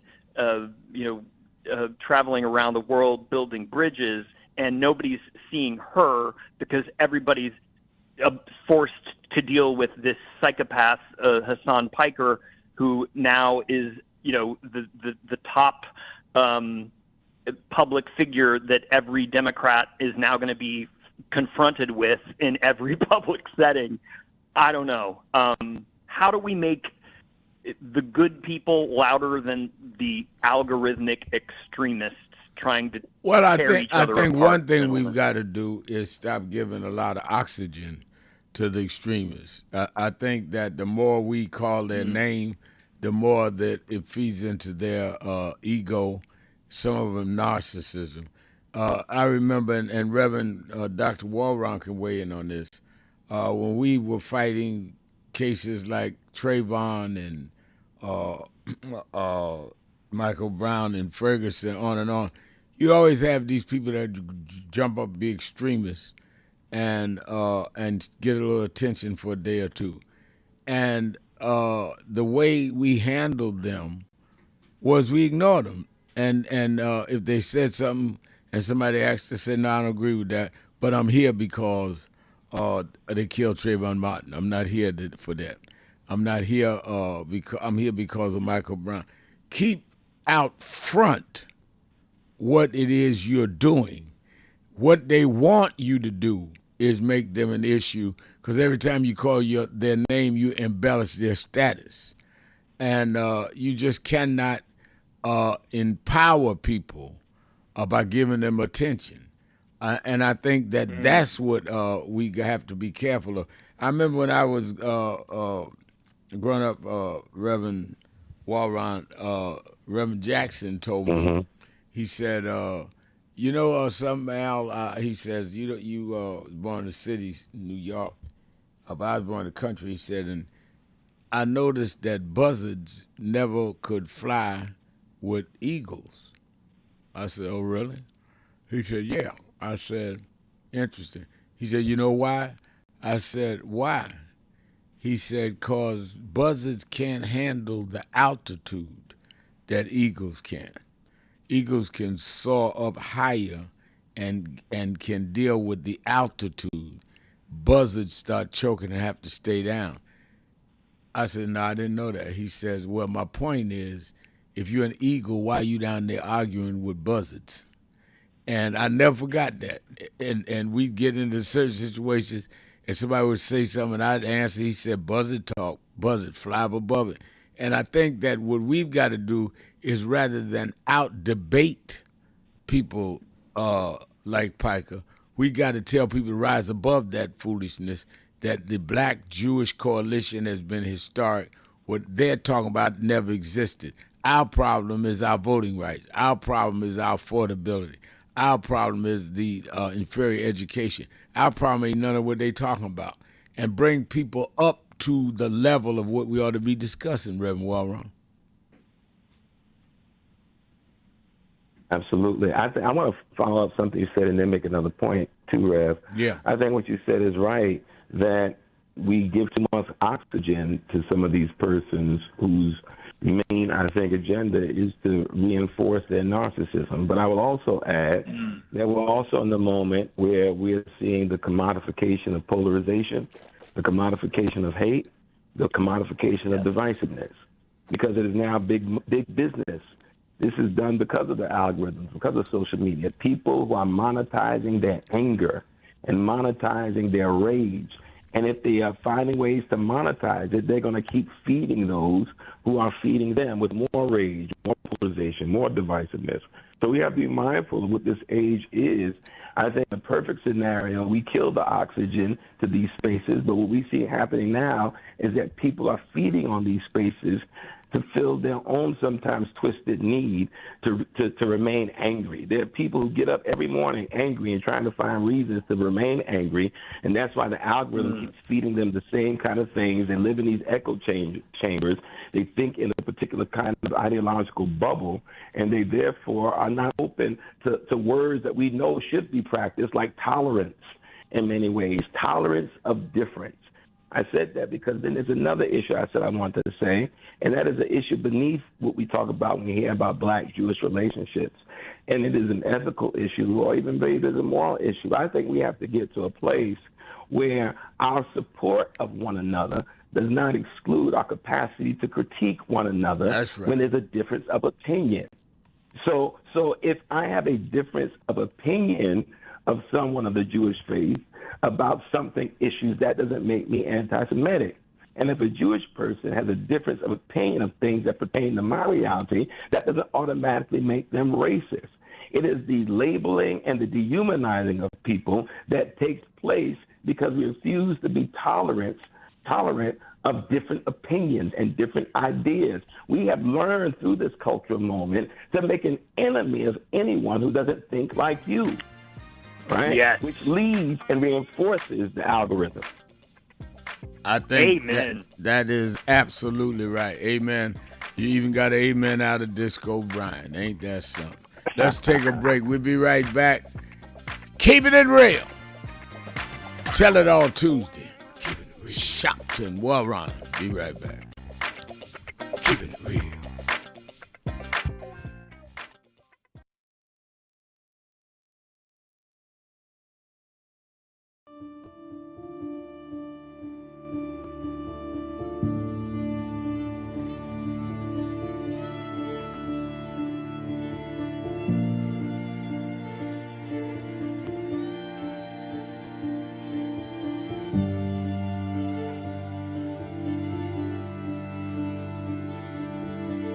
Robert Culp used to do a show with Bill Cosby, I Spy, and he did a documentary on breadbasket, Robert Culp.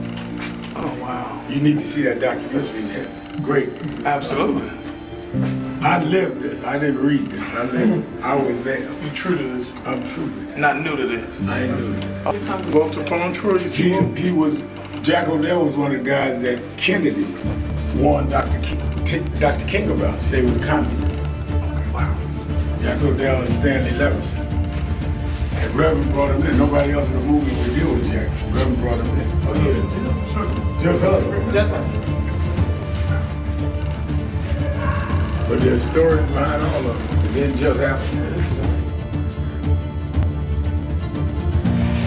But I am somebody. I may be on welfare, but I am somebody. I may be in jail, but I am somebody. I may be uneducated, but I am somebody. I am black, beautiful, proud. I must be respected. I must be protected.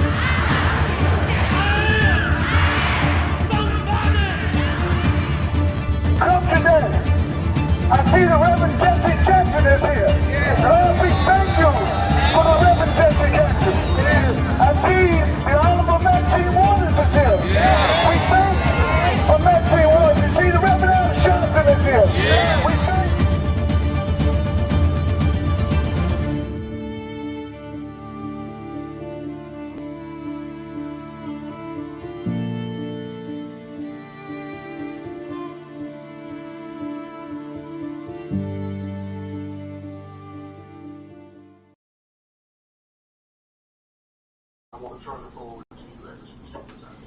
Well, thank you, President Dr. Kimber, and to all of you on the board.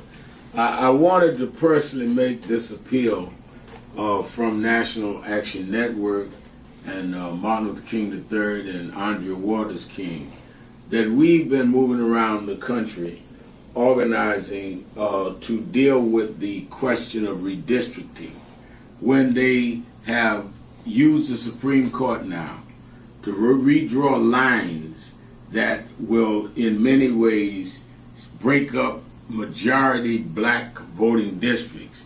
It means that they dilute the strength of our community. It will cost probably 19 members of the Congressional Black Caucus. But as important, if not more important, it will not address the needs of those constituents because they don't have a block vote to say we're going to put in somebody that wants to do what is right for us or not. And that does not necessarily all the time mean a black person, but it gives them power. In Memphis, Tennessee, the majority black district congressman supported and reelected several times by the blacks there was a white man named Cohen. So we see this as an undoing of the Voting Rights Act of 65 and the Civil Rights Act of 64. So on August 28th, we've asked people from around the country to join us in Washington, D.C. for a mass march. We've had some marches and rallies in Mississippi, some in Montgomery and Selma, but we need a national march led by the clergy, led by the faith leaders, like it was in the 60s, that will say it is a moral outrage that we would, in a time like this, disenfranchise wholesale black voters by repealing the Section 2 of the Voting Rights Act and by turning the time back. We've heard from a lot of groups, but we need this to be church-led. National Action Network is appealing to you, the president. Reverend Dr. Boise Kim has been on our board for years and knows this well, and the many of you that are on the board. But we need to send a national message in a peaceful, nonviolent gathering led by the clergy, along with Dr. King's son, and along with his daughter-in-law, and along with other leaders. But it's time to dramatize it. We see the No Kings March. We see everybody out there rallying.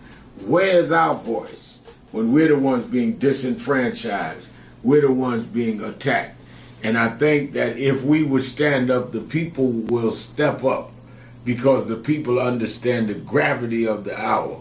And I think that we are called upon at this point in history to do what those leaders of the black church did before our time and in our childhood. So I thank you, President Kimball, for giving me an opportunity to make the appeal to the board itself. You have the information. We're going to have buses from all over the country. Those churches that have buses, we give information. Those that don't, we're willing to help supply them. But we need to show a big number right in the nation's capital. History should not say they stripped us of everything and there was not a national response led by the black church. Thank you very much for these few minutes.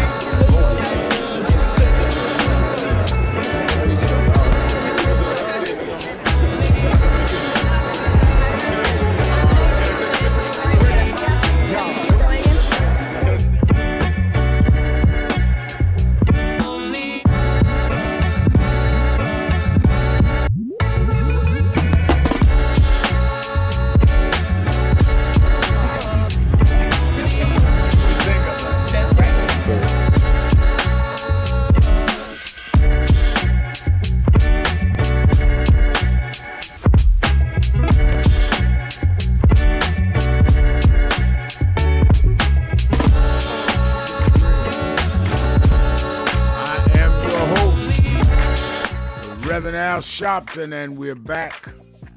1-877-532-5797, 1-877-532-5797, and certainly we are. But we have announcements reminding you, watch Politics Nation with Al Sharpton live at 5 p.m. Eastern Time every Saturday and Sunday. This is a special weekend.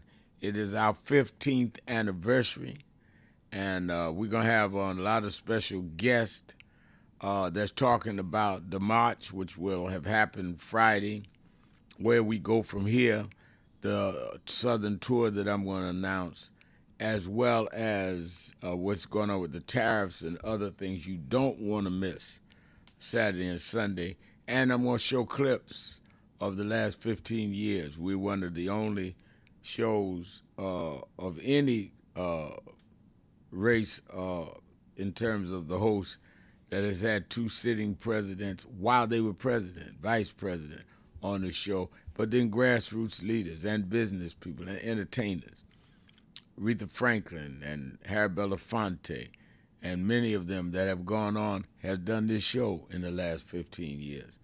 And Jesse Jackson's last interview was on this show. His last cable interview, I'm going to show a little of that. So it's going to be History and News. Watch Politics Nation with Al Sharpton live at 5 Saturday and Sunday and on MS Now. And, Dr. Walron, I was saying earlier, I did not know this, but they did the research. I'm the longest standing black host of a national cable show. No other black cable host lasted 15 years. Wow. And I'm the guy that was supposed to not make it 3 months. And I didn't know this. The station researched it. And that's because of the support and viewership of people. Also, Saturday Action Rally, we will be back. The rally, the march and rally in Washington's over at 3 o'clock, the latest 4, which means we'll be back in New York early Saturday evening. We will be at the rally. I will be there Saturday morning for you in the New York area, New Jersey area, Connecticut area. All those buses will be back by 7:30. Get on to the rally, 9 a.m. to 11 a.m.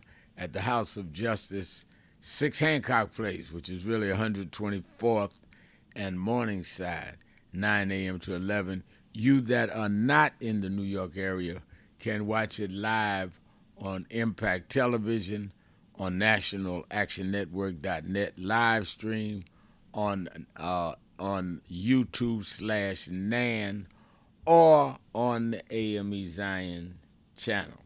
And for you that I called the office, people waiting on their packages for their buses, you will have them by early tomorrow afternoon. We are taking care of all of that today, making sure you have them 2 days out. Everybody's package should be there by sometime tomorrow afternoon. The bus packages, you that have a bus ordered. Dr. Walron, what's going on at FCBC? Well, Rev, we just finished. This past Sunday was our last virtual service of our hybrid summer, and so from now on, we're back in the building every Sunday in person. And this coming month, September, on the 20th of September, is our Blue Sunday. It is our day where we honor and celebrate, also bring awareness around prostate cancer. And so the whole service is dedicated towards that. We'll have prostate cancer screening that'll be taking place at the church that day. There'll be special guests that I'll be interviewing during service. And so we're excited about that. This is our second year of Blue Sunday. We've been doing Pink Sundays in October for many years now. We talk about breast cancer awareness, but this was our second year of doing Blue Sunday, and that's September 20th at FCBC. All right. Let's go back to the phone. Let me go to Ira in Washington, D.C. Ira.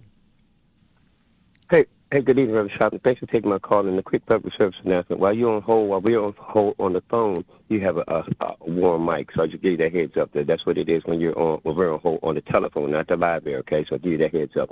But what I need to tell you is that you had a comment about the president was saying that he was trying to put these tariffs on Canada farmers because they were unfair and exploiting the United States. But what I understood and just read out, that he's exploiting American farmers by him importing beef from Argentina that is tainted with this chemical called chloramphenyl.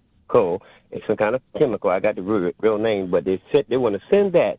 China and the United States rejected those particular types of meat coming from Canada. They said they're trying to help the Argentinians. That's what he said. He's trying to help the Argentinians. So I think that's really untruth and unfair about people taking advantage of him. And my last thing is this. Your new song for 2026 from James Brown is Reverend Sharpton, Don't Take No Mess. Thank you, Mr. Sharpton. Thank you for your call. All right, Ira. Thank you for your call. Let me go to Minnesota, to China in Minnesota. Good afternoon, Reverend Sharpton and Reverend Robert. I hope both of you are doing well. It's been a while since I spoke with you. I'll make it real quick, just because there's so much I want to say. I'd love to meet you and have a cup of coffee with you one day. But I wanted to say something, and it is out of no disrespect for Dolly Parton, because I really loved her singing. It's very honorable to me, compassionate young lady. But I was just hearing that Trump is going to have the flag flying halfway for her for the week, for a whole week. Okay. And then what got me, and I started crying because I said, I get what you're doing, but here you are trying to remove a black sailor's name off of a ship to put your name on there. And it bothered me so much. And like your earlier caller said, you know, God, where are you with all this? You know, because it's so direct. It's so painful. And I guess my thought is, why is it we as a black, I hate using that word, but that's what has been put in our mind from our history, from culture, from the slavery days as black people, we have always, why is it that they continue to target us?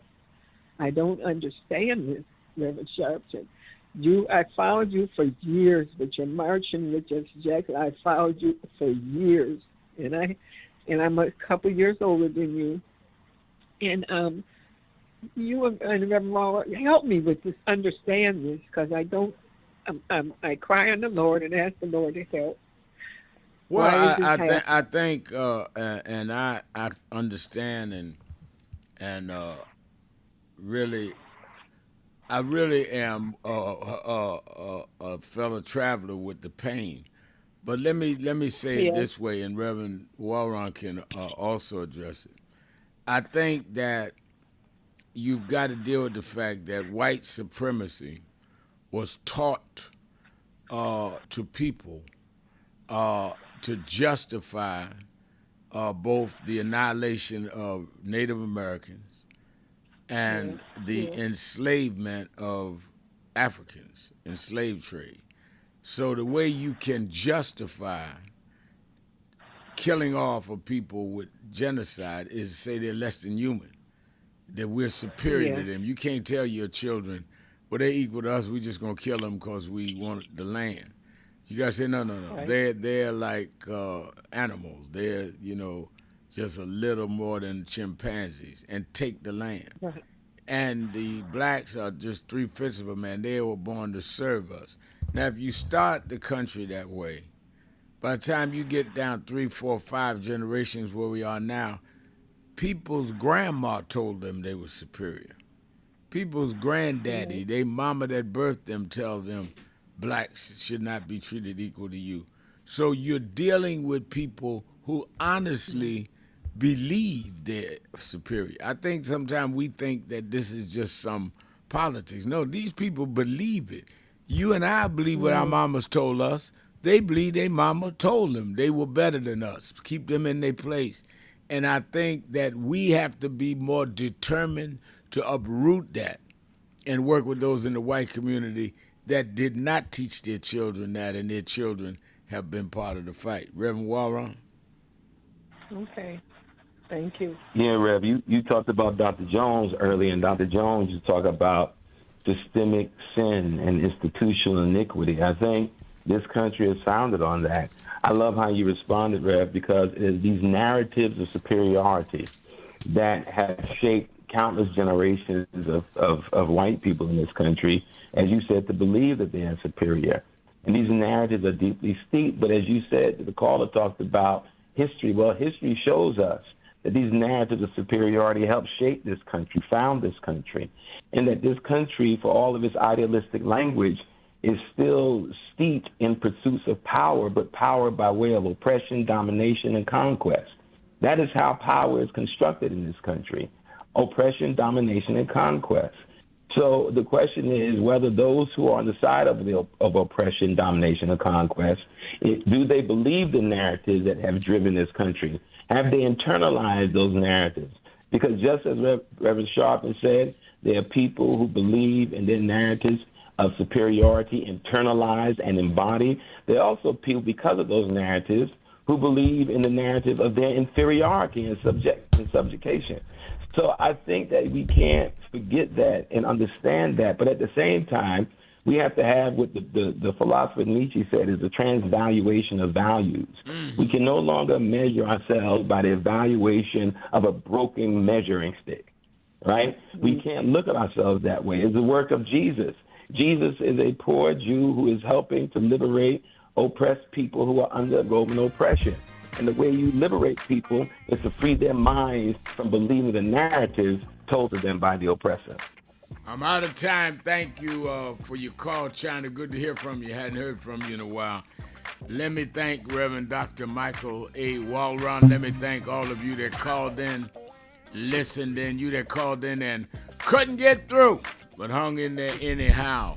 Remember, whatever you do, wherever you go, however you feel, tell somebody, tell anybody, tell everybody.